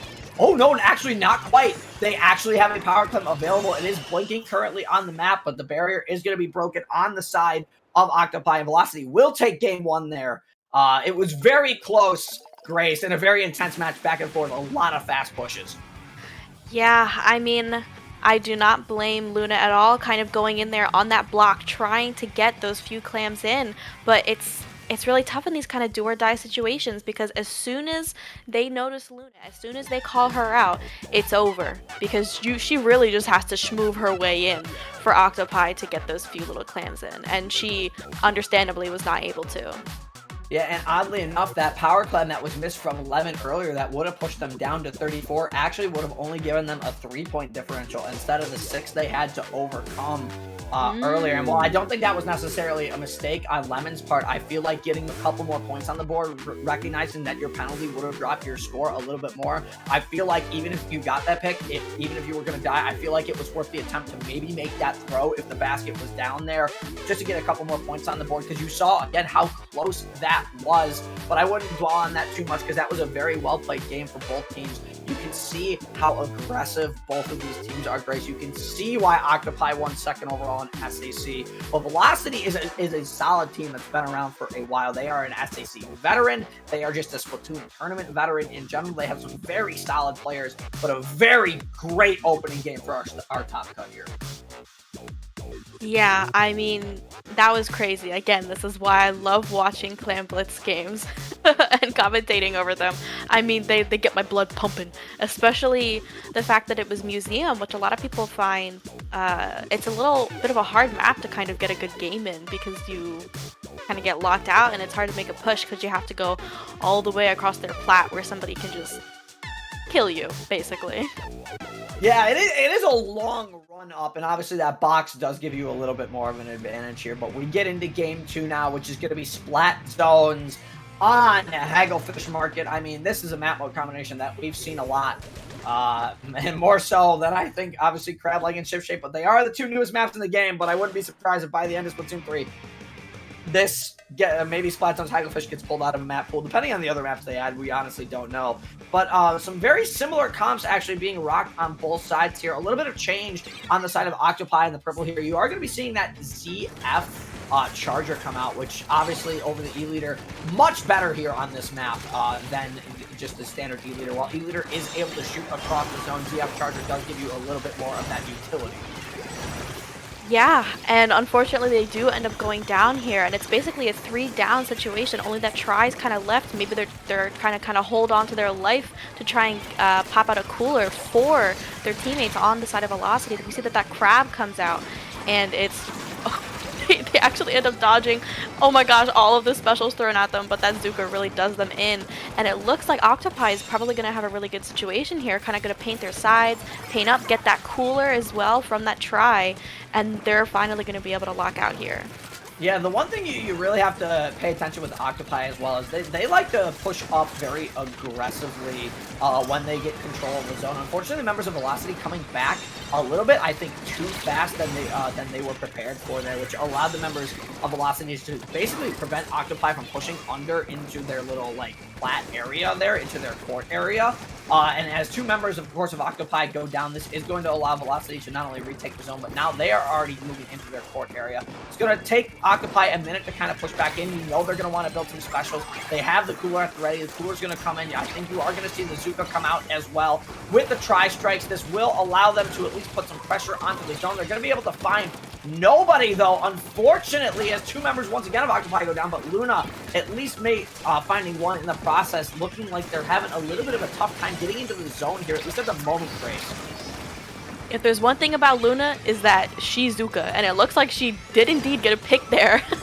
Unfortunately, that Kraken's going to kind of come in, wreak havoc. Luna is going to end up going down. We see Potato trying to kind of skirmish around here, get maybe a pick. They do put out those strikes to try and get a hold of the zone, push back the members of Velocity, and it kind of works here, J-Man. We see Velocity go 2 down, but those shooters are trying to paint in the zone like nobody's business, and it's going to be really tough here for Octopi to try and turn the tide. We see the zone is really almost flipping in Octopi's favor, but it doesn't, and Velocity only has 1 second left, and they just take this game and this set completely, J-Man. Yeah, that's really unfortunate if you're Octopi as well, because there was a couple things there. I mean, you saw the hammer from Octopi there. It looked like they wanted to push into the zone. Their hammer kind of got canceled as that got pulled out. Their tacticooler, I don't know if that was a panic button or they wanted to use it as a shield. Unfortunately, not able to get that out. And it's really hard as a bucket in a single shooter to outpaint two splatter shots or whatever was on the center of the zone, and essentially two shooters on the side of Velocity. And Velocity will be knocking Octopi out of the SAC Season 8 Tournament 1 pretty early on, but that's still a very strong showing, I would say, from Octopi. Splat Zone Tacklefish, obviously, I feel Velocity has a bit more experience on, but a very good game nonetheless from Octopi. They played really well in that Clamblitz game. They were able to hang in with Velocity there. Velocity, unfortunately, today just got the upper hand. Yeah, and I mean, what an amazing show from both teams there. I mean, we saw that they had these really great moments. We saw Octopi's defense on that Clamblitz game was really, really good. They went for those risky plays to try and get the lead back, but it just unfortunately didn't work out. Really great showing from Velocity as well, knocking out Octopi, who again was, well, they placed second last season. Like, out of everything. Like, they got second in Season 7. A huge, huge win for Velocity here. And it's funny because I think I recall, not only did they play second, but initially, I don't believe Octopi was in our top 12. I think a team ended up dropping and Octopi got brought in, if I recall correctly from last season. Like, I think Octopi was, like, they were 13th, because obviously our finals last season, it was a double elimination, it was top 12. Obviously, the first through fourth seeds had a bye. And that was really cool to see in that regard. So Octopi came in, they made a statement, and you saw them in Top Cut here. You saw that they can hang with the number 1 seed. You saw that they could play against Velocity. You saw that they could play aggressively. Don't count Octopi out for the rest of the season. You will be seeing them in Top Cut absolutely again throughout as the season goes on, for sure. Yeah, for sure. J-Man here, though, we gotta go. They want us out. Skep is currently pounding on my door. They're telling me to shut up. We have to go. All right. Where can the people find you, though, J-Man? You can find me on any social media platform at CAJman777. Like I said, as Grace said, Scout pounding on the door. We gotta go. You gotta do the commentator swap. Grace, as you know, so where can the lovely people find you before we switch over to our next pair of commentators for the rest of the tournament, who will be Saf and Toma? Indeed, indeed. You can find me on Twitter at Tubnug. And you can also find me in the Swimmer Sync help desk at some point this month, because I also head SOS over there. Be kind and have a good rest of the tournament watching our other commentators. Yeah, take care, everybody.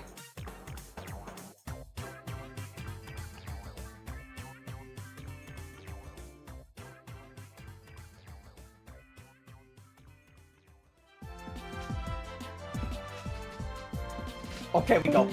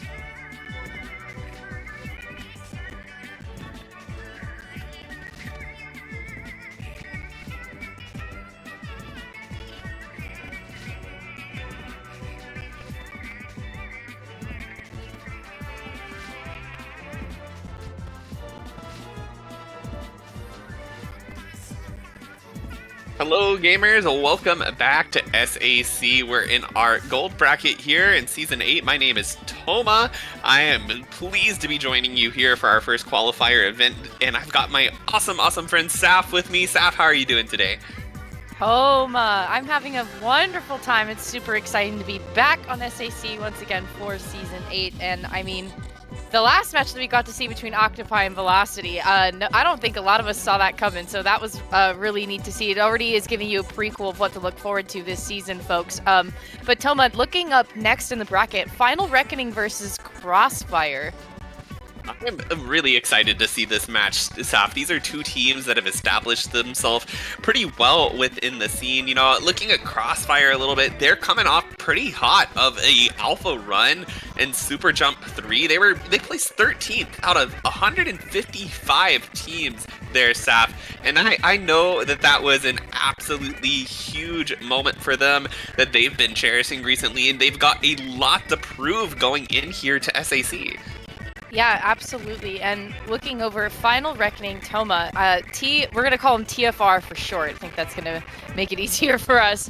But TFR has been around since about February 2023. So I feel like in terms of Splatoon, that's like old but new. You're in the middle. You're middle-aged, if you will. I guess they were a pickup last year for Ludi, and then that became a much stronger bond, and so here they are now in February of 2023 saying, hey, you know what, let's keep a good thing. Why not keep a good thing going, am I right? So Final Reckoning's got a lot of really awesome wins under their belt coming into this 8th season, and I'm sure that they're really looking forward to making a splash here with us. Yeah, I'm definitely ready to see what they're both going to be bringing to the table. And they're going to be starting off, Saf, you know, Rainmaker Scorch Gorge. That is a pretty classic map. I know Crossfire here loves playing on Scorch Gorge. And I know that they're really good at Clam Blitz too, so I'm interested to see, you know, will that translate to their Rainmaker? How well do they just know this map? Yeah, right, and this is no stranger to this scene either. I mean, Scorch Gorge is going to be around for a while unless something else comes in and takes its place. But looking at the end of this little three-way map was Toma, Splatoon's Mahi. I mean, automatically, let's go to Game 3. Yeah, I love to see lots of, you know, intense game threes. You know, we are always down to see that. I I love commentating Splatoon. You know this very well. And between teams at this level, there's so much going on in the competitive scene right now. Saf, between SAC starting up, you've got Ludi starting up here soon. Teams are just hungry right now to be thriving and showing everything they've got, especially in these final days with Ludi seeding still going on. This is kind of the last chance that these teams have to be able to prove themselves and maybe be able to inch themselves up into higher divisions to the seeding council if they're trying to do so. Yeah, Ludi starts in literally 2 days, right? So you definitely want to be putting your best foot forward on your best behavior, and you want to hit the ground running with these initial sets really early on in the Ludi season, especially if you're trying to place in higher places, higher grounds for sure. Prove your grounds, if you will. little internal IPL I guess advertising, if you will, but yeah, right. And it's gonna be really good. Both teams have a lot of record under their belts coming into this SAC season. So, gosh, Toma, just looking ahead to Ludi, there's so much in the competitive scene that's coming up. It's so exciting. Yeah, it definitely is. I am always excited for tournaments coming up, and I'm heavily involved within this scene. I've been working hard behind the scenes to try to get Ludi up and running for all of our wonderful players out there, and it's exciting to see this coming on. I'm excited to see how these two teams are going to be doing, and talking a little bit more about them, getting to know them maybe on more of a personal level. These teams, they spend so much time together, they play, they do Splatoon, but outside of that, right, Saf, there is a lot of things that they like to do, together without just Splatoon. I see here that they've been playing, Fortnite together. Just because it's a Splatoon team doesn't mean that they don't do anything else together. They play Smash. These teams, they grow together. They're not just these people who play Splatoon occasionally. These are friends. These are bonds that these teams form, and I think it's a really beautiful thing. Crossfire's been together for about a little over 3 months now, and you can tell that these players on these teams have really just grown together. Yeah, and that's one of the best things about it, right? Is you get to make friends along the way. It's the friends that you make along the way. And, that could be jumping around from team to team sometimes. That could be bonding with at least just one team that you're with, or even a pickup that you're with. But, regardless, as long as you're doing other things outside of Splatoon, I feel you are bound to grow as people. But, Toma, we're not playing Fortnite. We're playing Splatoon today. Looking at this screen, what do you see? Oh my gosh, Steph, loading into this, you see pretty much pretty standard comp coming out of the Final Reckoning. Got that triple shooter comp coming out with the Wiper. You've got Cooler on both sides from that InZap, but I'm excited personally to see this 96 Deco, see some maybe potentially huge Kraken plays coming out as both teams are kind of opening up. Right now, 2 down on both sides as they're just having the skirmish out. The Kraken is going to be chasing down the Final Reckoning, seeing if they can get anything out. They're going to be charging in there. They do find one pick, but it's just trades going back and forth right now. Neither really able to establish what they need in mid to get that Rainmaker moving. Yeah, the flow of battle is just in the skirmish at the moment. Both teams had a really strong opening, got their respective control of mid, but right now, Final Reckoning is going to make the initial points on the board. COD having the Rainmaker in possession, kind of opting to stay on this right side and letting their other teammates push forward, which definitely is really helpful when it comes to Rainmaker, because the Rainmaker is the one that's in kind of control of how you push and when you decide to go. But looking here, the NZAP is going down, unfortunately, and 3 specials being online for Crossfire. There's the wipeout on Final Reckoning. Crossfire's chance to make some ground here.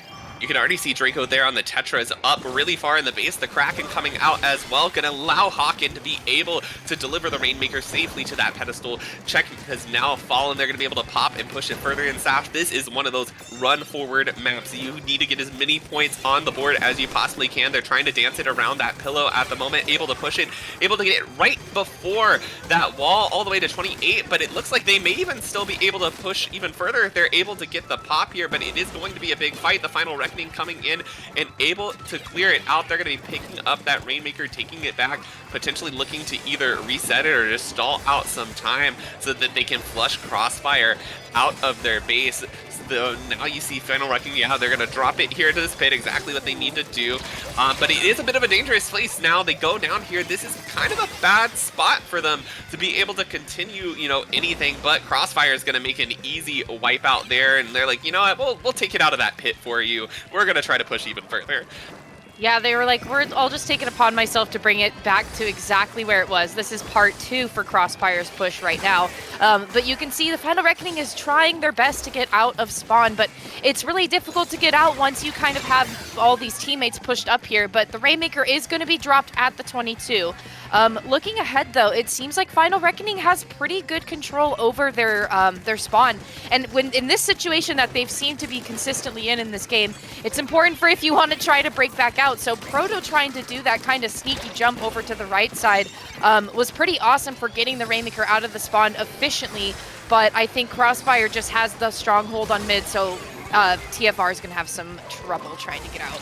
Yeah, there's just a lot of green. Flinking going in and getting a nice trade too as well. You know, Crossfire in this brilliant situation right now. If they take trades, that's benefiting them. It's going to stall the Final Reckoning from being able to get out.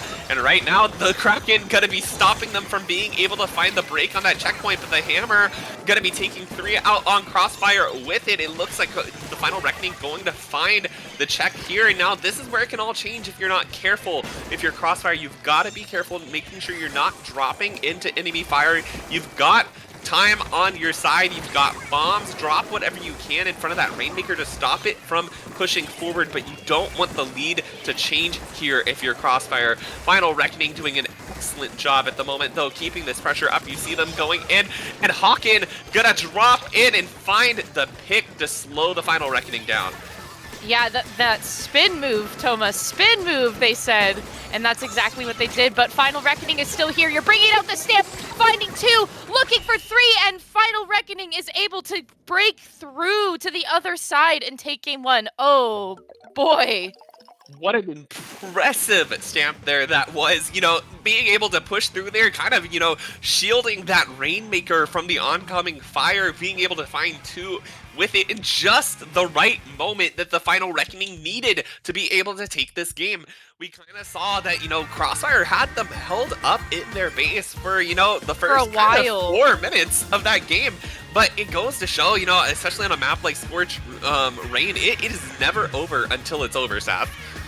Yeah, I mean, Ange coming in with that stamp at the right place, right time, able to burst through. But, you know, one thing you have to be really careful with about that is how close you get to the person. If I'm holding the Rainmaker and you are the one in front of me with the stamp, I have to be careful with how close I get to you, because if we are being, you know, directly coming under direct fire, it could be really difficult from if I'm like over to the right side and then you're not quite with me. But they executed that perfectly, Toma. I mean, the Rainmaker carrier stayed really close to Ange through that whole thing, to where Ange's kind of body was completely open to fire while defending the Rainmaker at the same time, and obviously the stamp providing some invisibility frame there as well. So, I mean, just excellently coordinated, and especially just near the end of the game, keeping it cool, calm, collected, and being like, all right, this is what we're doing.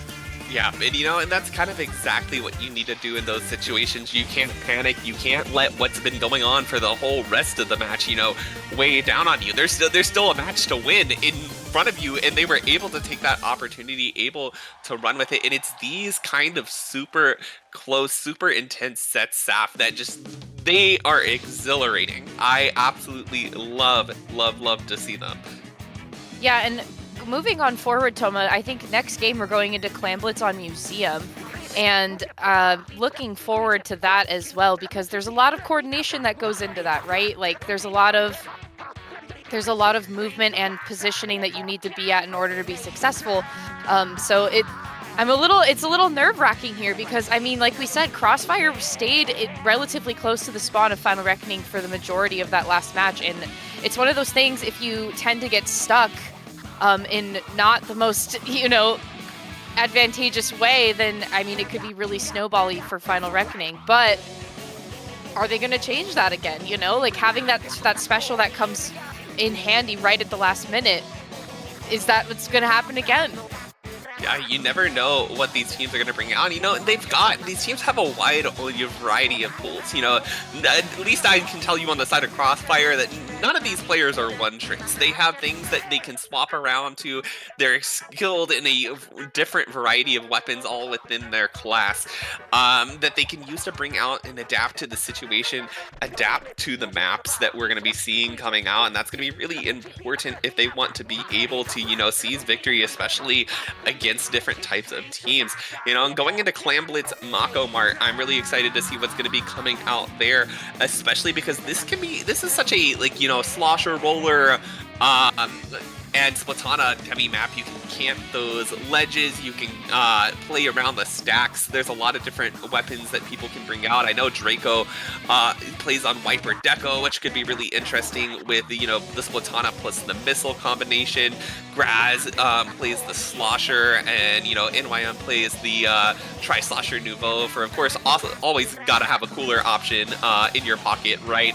And no better option really in Mako Mart than tying it to your Tri-Slosher potentially. But we're going to see what these comps are coming out as we're loading into this game, seeing what they're going to be bringing to the table. And we see a Slosher and a Wiper coming out, not the ones I predicted there. And Draco is bringing out the Wiper, just not the Wiper Deco. And we do see that Tri-Slosher Nouveau. This Stamp and Trizuka combination being ran on both sides with a cooler as well. So similar specials, different weapons. But I mean, how are they going to use them with the allotted range that they each have, right? It's a puzzle, and it's always interesting to see, and especially with Clan Blitz, you can kind of run with anything. And with Final Reckoning, they're going to say, hey, how about an early wipeout on Crossfire? No clans quite in possession, but there we go. The barriers popped. Just kind of had to move some assets around a little bit there. But Antra's going to be right there with that Stamp. They're looking in for the pick. They're going to go down in a trade. But with that follow-up from that ballpoint, there's so much space to be taken because you don't want to get too close underneath the exhaust, but then you're also being able to have that vertical advantage as well while looking ahead. So got to be really careful of that if you're going in as Final Reckoning. They were only able to get one power claim, and there no follow-up, unfortunately, but kind of an early sign to Crossfire that, hey, like, we're not going to take this laying down. You guys, we're worth fighting for. Yeah, they've got a nice 2 down there. Cod going to be able to rush forward, get another power clam in. The Inzap going to follow up with a few clams of its own, but doesn't look like a huge clam economy on the side of the Final Reckoning at this moment, but they are keeping up that constant pressure, which is so huge. Fling King going to be picking up that pity, allowing them to get another one when that basket closes, but Crossfire going to have to work hard to really be able to break back out in the mid. You can see that it's still a lot of orange. The Final Reckoning is doing a great job at continuing to hold space. Yeah, they have a strong hold on mid here right now, Toma, which is going to be major for them because if Crossfire is having trouble kind of maintaining the space of their own, but is the cooler going to change that here as they also have a power clamp online? They do have follow-up there as well. But with the balance of specials at the moment, 2 Trizukas online, 1 each, both being shot at direct Crossfire, as in the name, across the map there, but going down in the trade. But Crossfire still having that power claim in possession. They're taking a lot of space in front of the basket here. Final Reckoning having some trouble to try to break forward. The Stamp is going to come in for some coverage as well. The basket's popped with follow-up there. We're at the 60, only 2 more to try to take the lead, and there we go. But Crossfire is still very present here as only the ballpoint being online, but they are backing up, so that is going to be huge for them to come back in. Yep, you know, a slight lead there by 1 point, but all it's going to take is 1 power clam break for the Final Reckoning to be able to flip it back in their lead. Less than 20 penalties, so they're going to clear it off as soon as that basket opens, and it looks like they're going to find their opportunity to do so right now.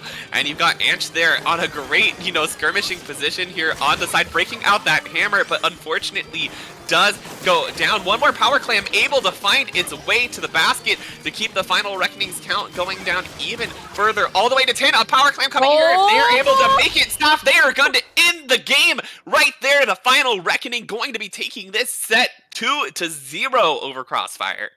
That made me kind of feel like when you're waiting, you're like anticipating something happening in class, you know, and you're like, oh, you're like drumming the table, oh, like as soon as you saw the clam online, they were immediately airborne. Yes, you know, like they're coming exactly. in instantly. And you know what? It's such a rough position on the side of Crossfire there too, because when you have a clam jump coming in right under the basket, the frame that you have to be able to cancel that before they can throw it is it's so small, Saf. You know, if you see that, almost always the clam is going to make its connection as long as they don't miss aim. So unfortunately, there for Crossfire, not able to just find that perfect timing in the final reckoning. Wow, what an impressive game there. The pressure, the speed that they were playing at was truly astounding. Absolutely. I mean, it was textbook movements from both sides, right? As soon as two people went down, Final Reckoning moved in. As soon as people were going down on the side of Crossfire, people were moving in. So it's just taking the man advantage at hand. Just positioning yourself with your Zuka. Where are you going to try to be? Are you aiming for the high ground? I mean, the backline being the only one left and backing up and waiting for the rest of their team to spawn in. I mean, both teams were doing just exactly what you would expect, and it kind of just came down to who's winning 1v1 fights and just the better mechanics, maybe.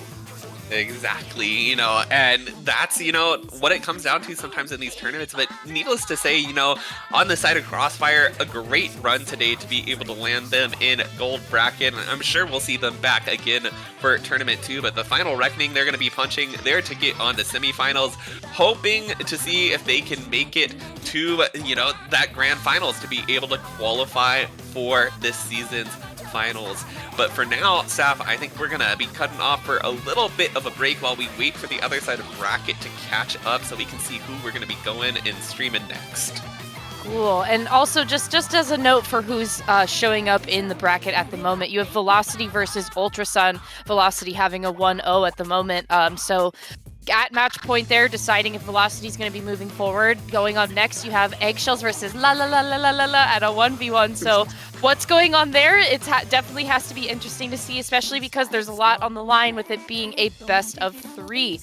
Moving into Fishies on the Lake versus Orca Balestra. Orca Balestra, very recently timing out punching their card out of Low Ink.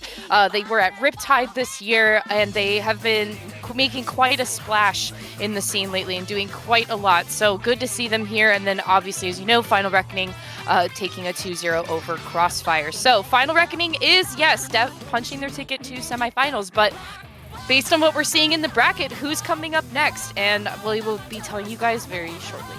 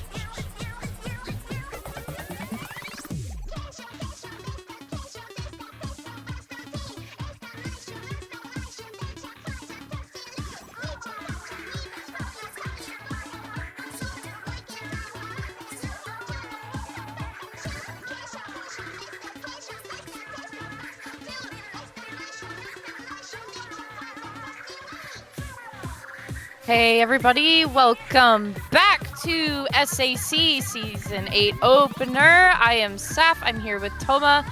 Looking ahead, welcome back Velocity onto the stream. We're on the other side of semifinals, Toma. We have Velocity versus Eggshells. Yes, we do. Eggshells making their first appearance here on stream today, and boy, they're coming in hot into semifinals. Saf, and a little bit, we talked about Velocity earlier on stream, so a little bit of insight into Eggshells. They're a pretty newly established team. They were established August 11th, so not even a full month, or a little over a full month. Sorry. Going on there, a new team, but they've been doing great. They have results like 2-0, la, who they actually just faced and got another win over, and that has to feel good for them. They had said that they were 1-1 in sets against la. So this time, now they're up 2-1 on those sets. And going in, it looks like they're already ready to go. So we'll talk a little bit about them, in between matches. But they're going to be loading out here. We got Ship Shape, one of the new maps this season. And this is honestly one of my new favorite maps, Saf. But what do you see coming out here on the sides of both these comps? P leader is very funny. Anyway, there is an E leader paired up with the Squeezer. Seeing a lot of Squeezer lately, Toma, and I want to say that could be a product of seeing some high-level Squeezer gameplay coming out from Riptide with the amount of folks that were watching Riptide. But lately, been seeing a lot of Squeezer going on. There's Trizuka coming out already, but it's a 1-to-1 trade for both sides. But Eggshells making their first appearance onto the tower, but the E leader is actually going to go down, unfortunately. That rain, though, coming out from Bronze is going to be huge. Definitely very defensive, but also very space creating. You kind of want to keep yourself away from these grates and these uninkable surfaces. If you get caught in the rain, can be kind of unfortunate for you. But having it go right in the middle there with the tower initially moving was going to be awesome for Eggshells, but Eggshells still is going to be moving this tower forward down to that first checkpoint already, and the tri-strikes coming online. So how is Velocity going to respond? But they're going to have to find their footing in here right now. They're going to start that by getting a nice pick on to the E leader. They are going to be moving forward. They are, though, now going to go down to Yuma on that shot, who's going to continue the push for Eggshells, and they just have one up. That kid going to have to back up a little bit, wait to regroup as this tower continues to push forward. The cooler is out now for Eggshells as well, potentially going to give them some extra speed, but the nice is Zuka there going to find two and going to be giving Velocity a way back into this map at the moment. Yeah, and having Dat Kit push forward on that left side was going to be huge, especially because that's going to take a lot of the attention on Eggshells away from what's going on to the tower, especially with how much range they have. They have a lot more sight line about what's going on onto the map here. P leader trying to find themselves a good setup behind this pillow, waiting for that crab to kind of time itself out.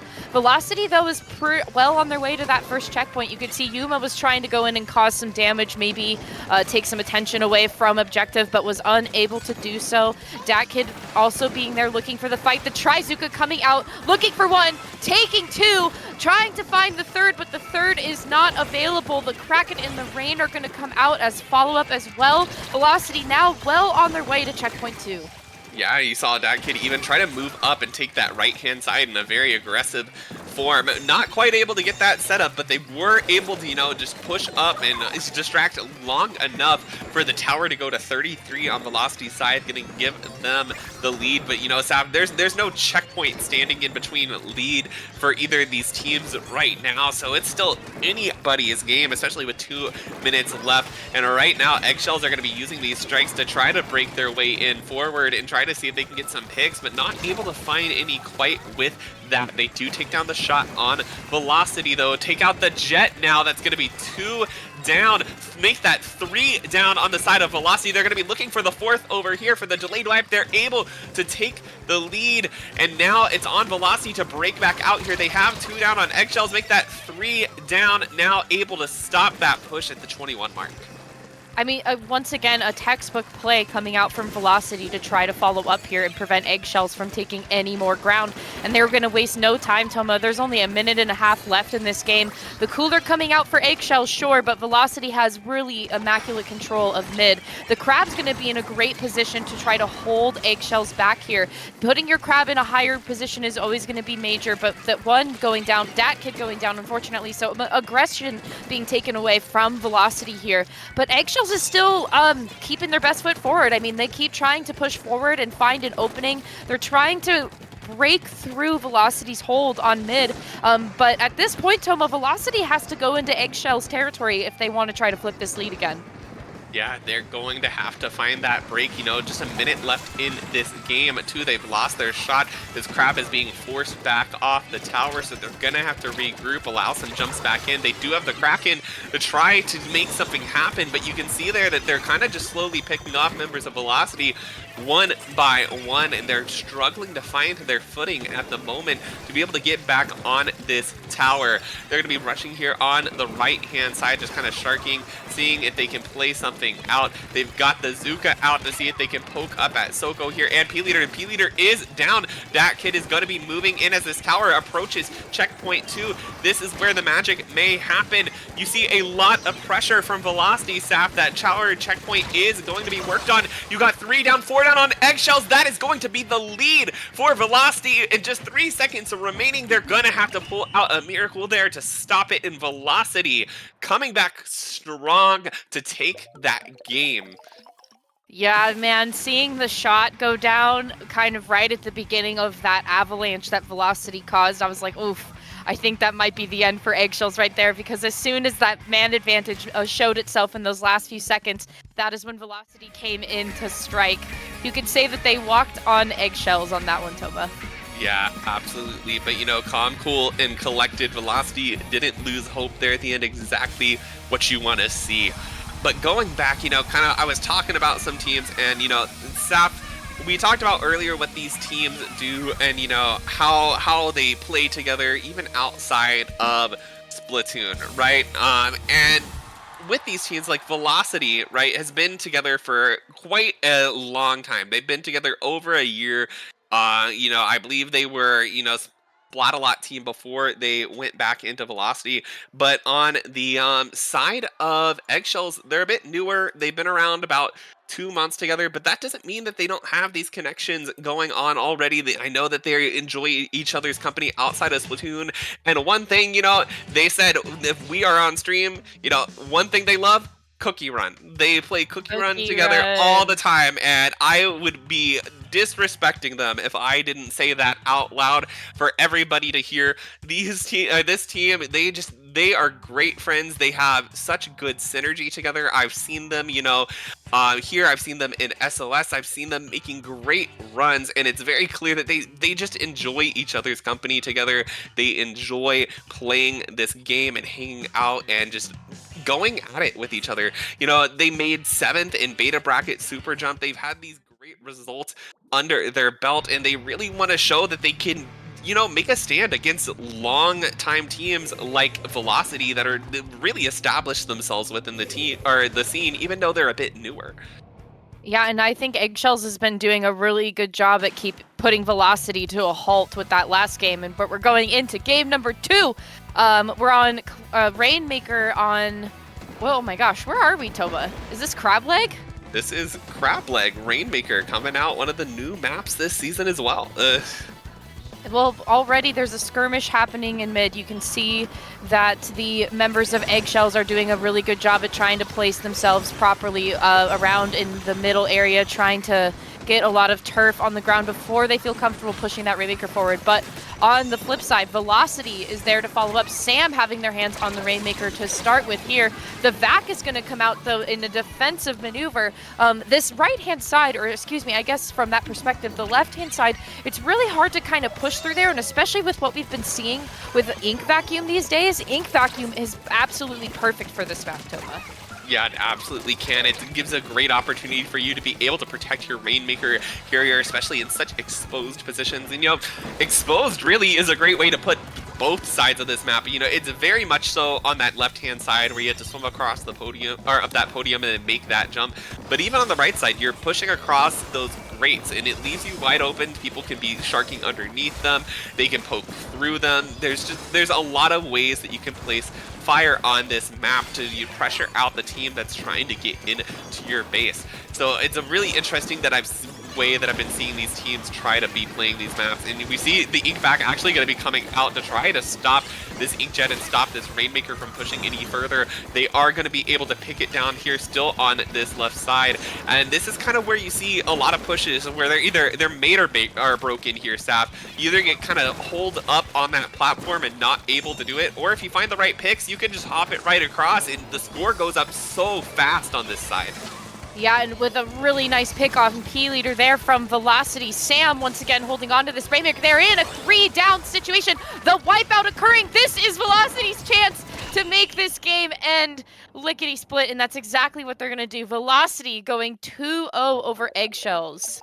Absolutely, and that's where I said, you know, if you find the man advantage there, that path, it can go super fast. And this is one of those maps, you know, it's new, our teams are still kind of trying to figure out their strategies on it. So, you know, it's one that teams may feel still a little bit shaky on.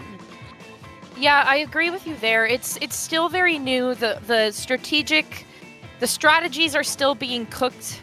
How you want to position yourself, where do backlines place themselves, you know? I mean, it kind of seems very fluid at the moment with how we can play the map and how teams can do team fights on the map. So we're still learning. We're definitely still learning, but to Velocity's advantage, it seems like they already got it down. They knew how far to push, when to pull, and I mean, Eggshells definitely didn't make it easy for them, but when it comes down to those great fights, there's no inkable surface, right?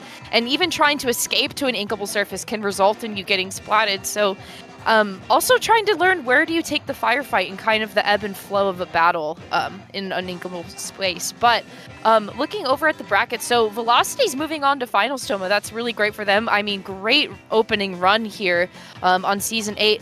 Their Eggshells not out of it yet. Not out of it quite yet. They're down into the third place match. So looking on to Fishies on the Lake and the Final Reckoning. They're on the other side of the bracket for the folks at home. Final Reckoning having a 1-0 win over Fishies on the Lake. So the loser of this semifinal round on this side of the bracket will be going into the third place match with Eggshells, and I'm sure has potentially played Eggshells before earlier. Or we know Eggshells came from a different side of the bracket. Never mind. It's like us versus them. You know what I mean? But Fishies on the Lake and Final Reckoning, we're waiting for their match to finish up right now, and then that is what will determine our third place match and our finals match. But you will be seeing Velocity again, Tomo. You will be seeing Velocity again. You sure will be, and you know, not just in this tournament, but you know, by getting here to our grands today, they have punched their ticket to make it to the season finals as well. The top two teams from each qualifier are going to be moving on to that. So right now, Fishies on the Lake in the Final Reckoning will be fighting it out for that honor too. You know, it's not just about who makes it to grand finals today. These teams are fighting on for who's going to make it through the rest of the season as well. And with those kind of stakes, you know, on the line, it really is going to bring out the best of both of those teams. It's going to be bringing out the competition. But for now, until that set wraps up, we're going to be going to a short break, and we'll be back shortly with grand finals.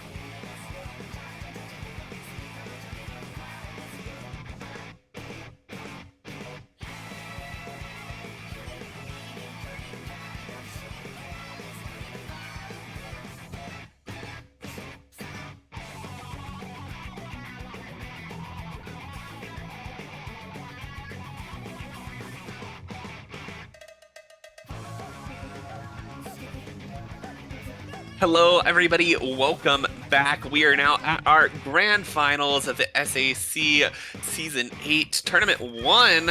And here I've got Sap. We're going to be going in again with Velocity in the final reckoning. Now, Sap, we've seen these two matches on screen. We've gotten to commentate both of them in the brackets, and I'm very excited. This is going to be a absolutely huge matchup.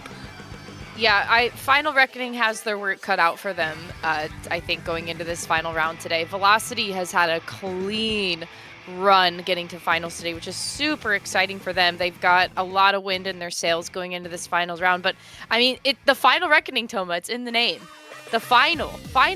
It's a best of 5, so that we're reckoning. We're finally reckoning, Toma.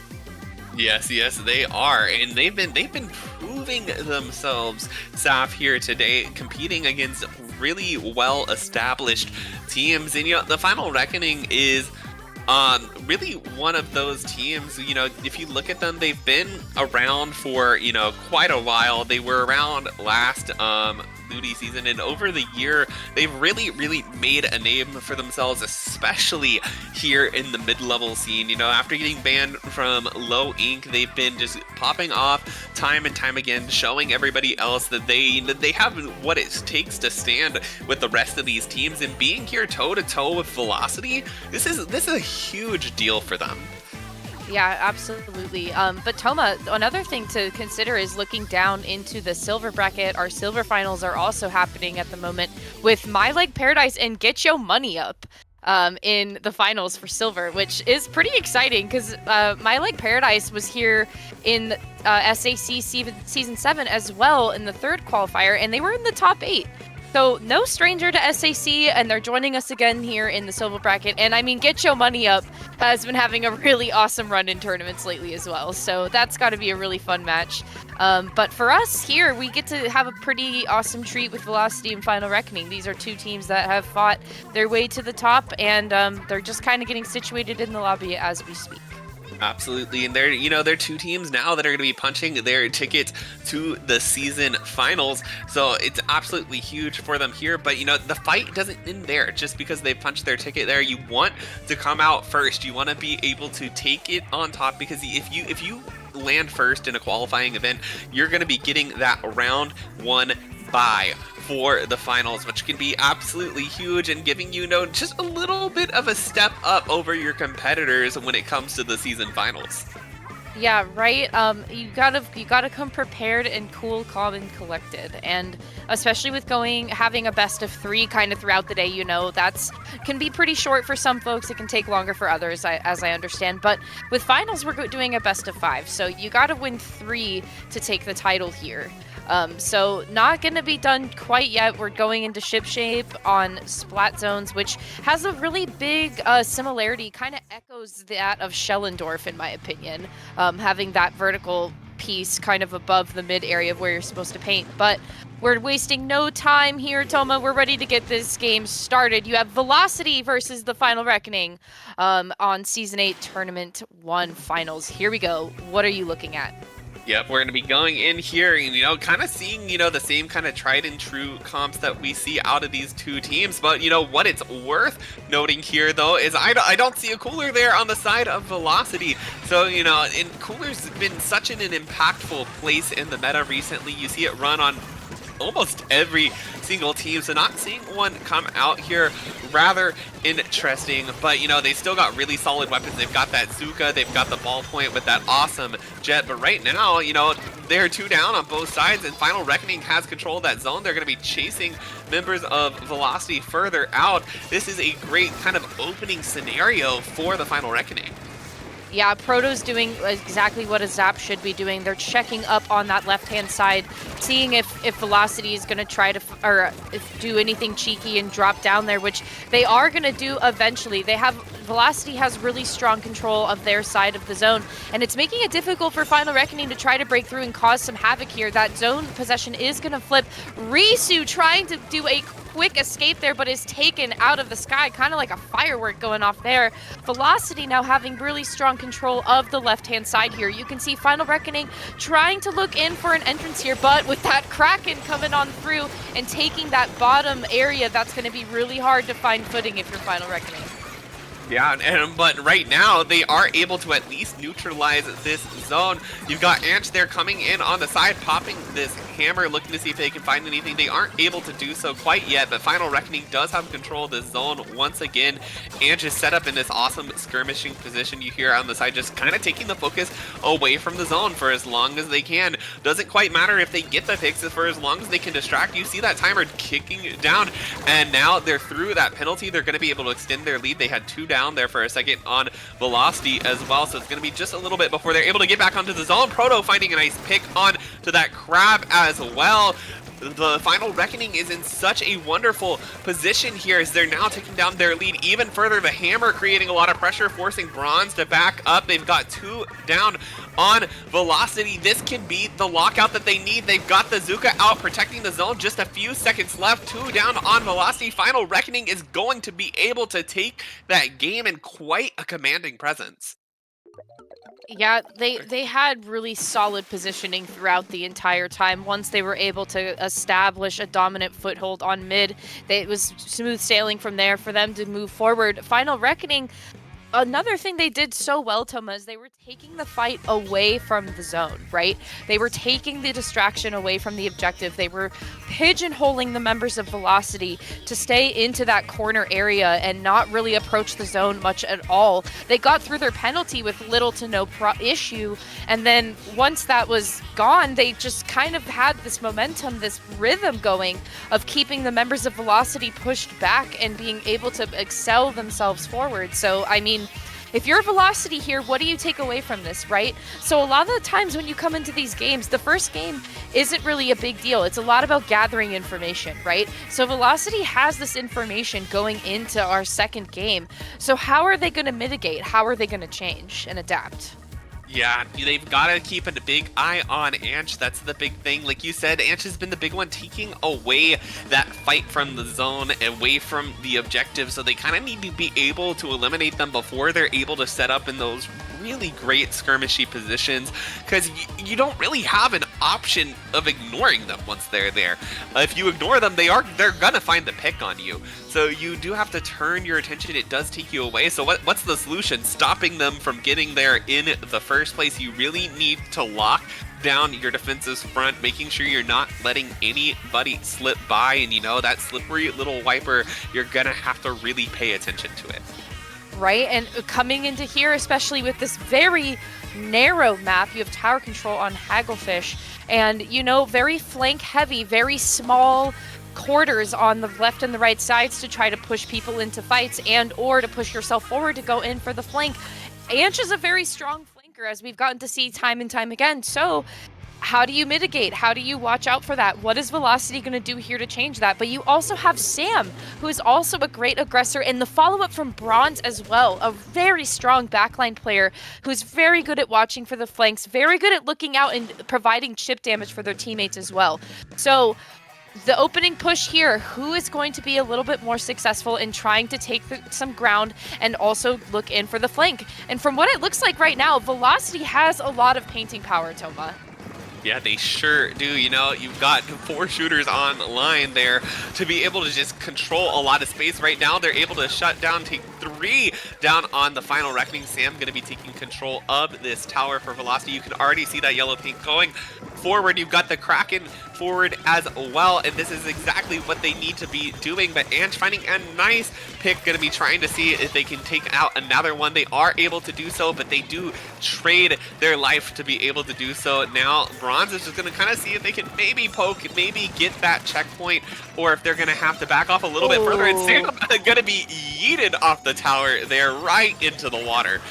Yeah, Crab went for a little bit of a swim there, not really being used to fruition, unfortunate for Sam, but they will not be gone for long, I'm sure. Oh, a very nice Zuka pick by DatKid there, just kind of tracking the movements of Risu to take them out, but Anch is still there to follow up and to try to take that distraction away. And as we say, Toma, there's already 3 members of Velocity looking in the direction of Anch, but Final Reckoning does have the tower in their control. It is a 1 versus 1 scenario, though. This is very unideal, but with Risu having that Booyah Bomb online, that's going to be a good defensive maneuver for them to try to get away and apply a little bit more pressure here.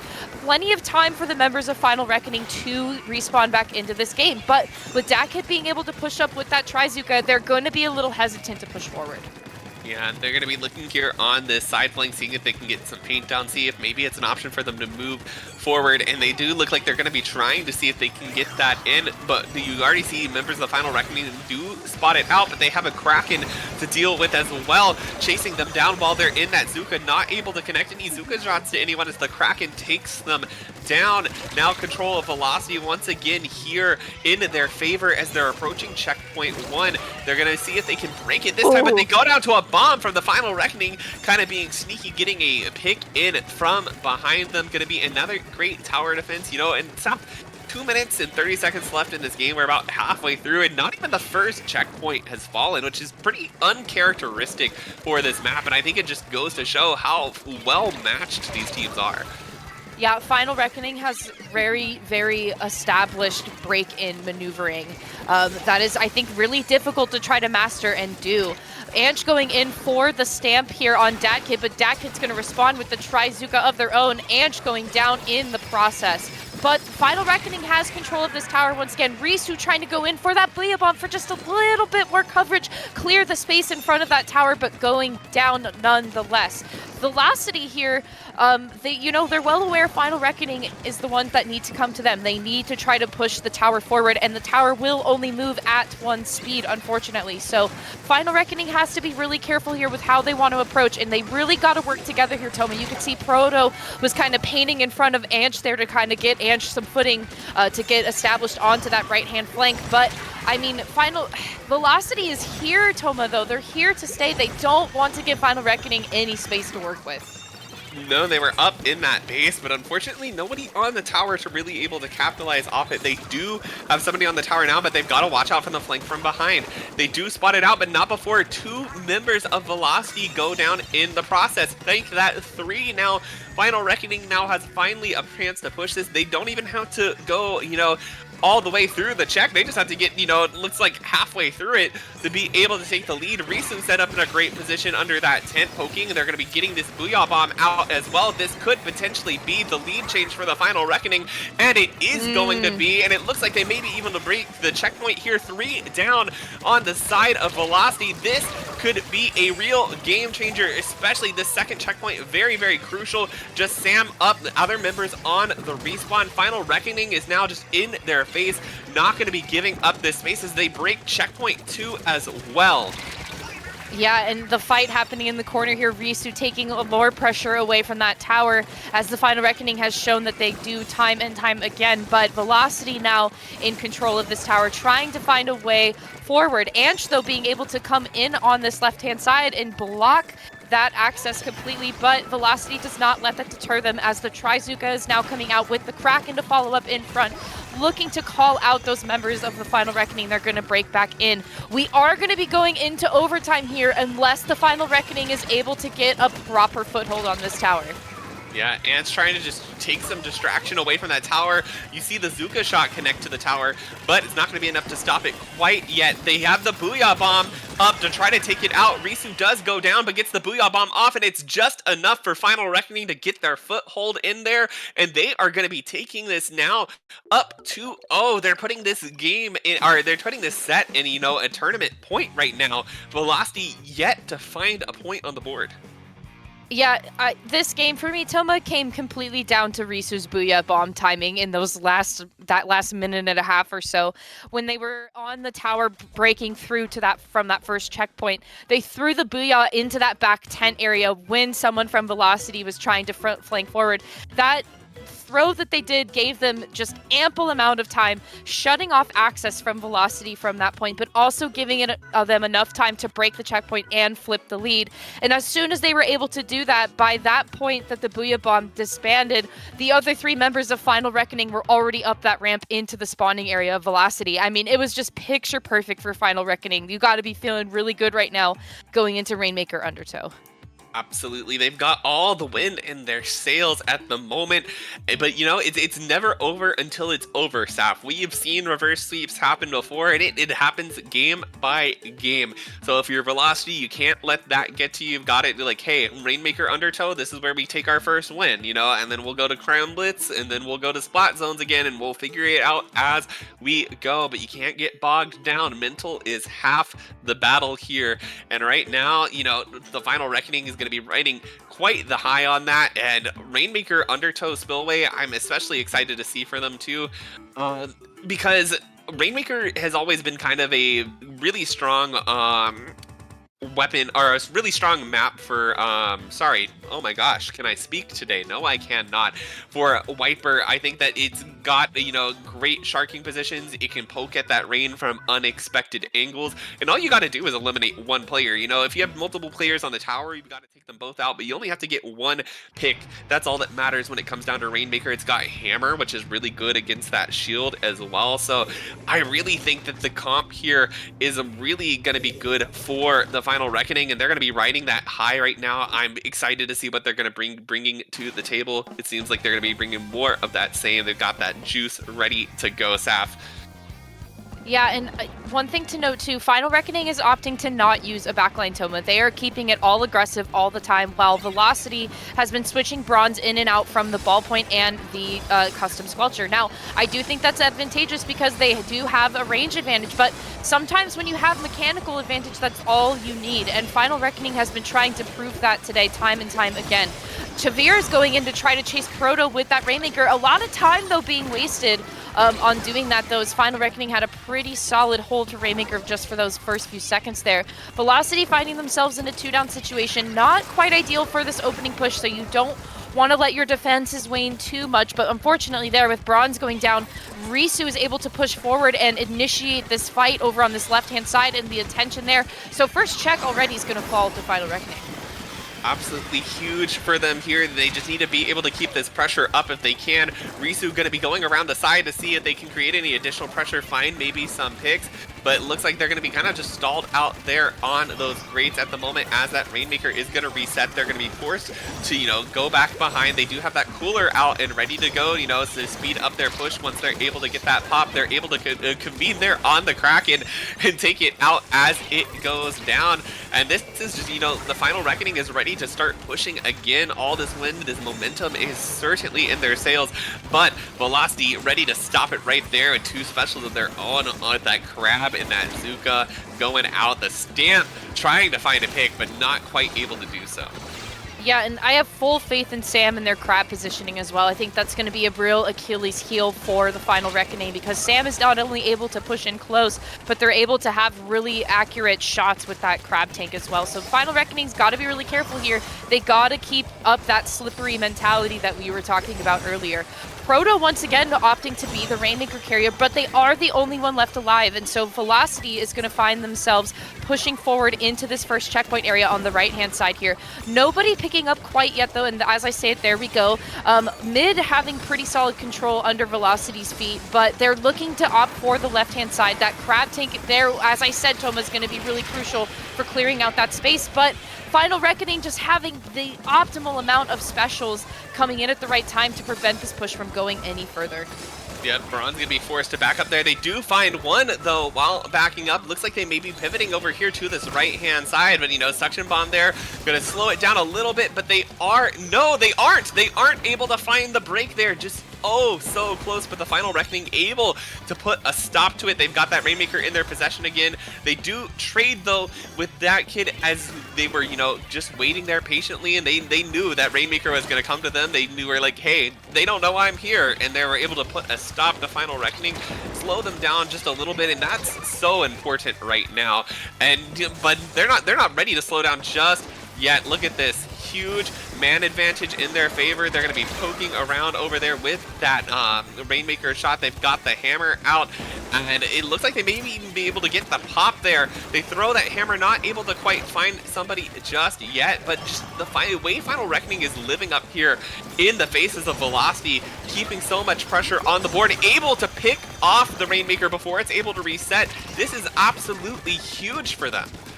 I know the carnage happening up here is unreal. And is anybody going to talk about how Anch just 1v3'd Velocity for them to get this Rainmaker down to the 27 mark? They got it all the way in the corner, and you had Anch holding 3 different members of Velocity over onto this side here. And I mean, now Velocity looking to find their footing again, opting still not to jump down to reset it with a minute left to go. But Final Reckoning is still here to stay, Toma. I mean, look at this sharking mechanic from Anch and just the stamp, executing the stamp so well, throwing it in there, looking for some chip, but giving enough time for the other members of Final Reckoning to push forward on that right-hand side and to keep the Rainmaker in that corner. Look at that. The timer was going down so fast because they can't get far enough forward for them to hold on to it long enough. This is absolutely huge right now for the Final Reckoning. That is not where you want the Rainmaker to be. If your Velocity, you either have to drop into that and you're in a position where they're easily able to corner you, or you're gonna have to wait for it to reset. You're gonna have to fight your way back into mid. Sam looking like they choose to opt to pick it up here and go ahead and push forward. They missed the kill on Risu there, who they may have to look out for. Then they're trying to find a safe space to be, and Risu isn't going to allow that. Running in, finding that pick. They have 2 down on Velocity, and that is going to be the game. The Final Reckoning taking a 3-0 sweep to win Season 8 Tournament 1 here at SAC. That is absolutely a huge victory under their belt. Huge, Toma. I don't think that it was what you and I quite expected, to be honest with you. Like we said earlier, folks, Velocity had a clean run coming into finals today. Like, clean run through their bracket, and they swept to get all the way through. I mean, they did lose some games here and there, but they had a very great run coming in here. And I mean, no shade on the Final Reckoning either. Final Reckoning has been doing absolutely awesome with their recent tournament runs that they've been involved in. So this is a huge win under their belt, and I mean, congratulations to them for winning Tournament 1 here for Season 8. But also, I want to shout out that 3rd place match going on right now too. We have Eggshells versus Fishies on the lake, and they are still in a 1-to-1 scenario, so that match is still taking place. But so far, from what you guys know, Velocity going in 2nd place, the Final Reckoning being your champions, and the 3rd place match is still being determined. But I mean, oh my gosh, never a dull moment here on IPL with some competitive Splatoon, Toma. No, absolutely not. You know, speaking of results, looking over at the silver bracket, it looks like Get Yo Money Up was able to take the 3-0 win over My Lag Paradise. Gonna finish in 2nd there. Blazing Elongated right now, still locked in that 3rd place match. But Saf, that's gonna do it for us here today. That was your Tournament 1, your qualifier. We got those 2 teams.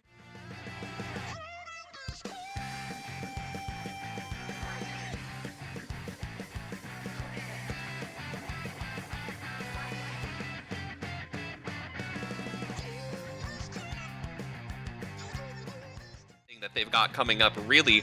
But before we sign up or off, Saf, can you tell me, where can the great people find you? Yeah, you can find me on Twitter at Safire. That's 2 P's, 2 A's on Twitter. You can find me sometimes on Twitch. You can find me out in the woods looking for mushrooms. It's fall, Toma. This is the time to be going foraging if you are a mushroom fanatic like myself. But where can the people of the Splatoonverse, the universe, the internet realm, where can we find you at? Absolutely, you can find me here at Twitch at ttoma_, over on Twitter at Crestovagatie, or now on Blue Sky at TomaSPL. But that's gonna be it for us here today. We thank y'all so much for joining us here for our opener of SAC Season 8. We really appreciate your support, and we hope that you look forward to the amazing season ahead of us.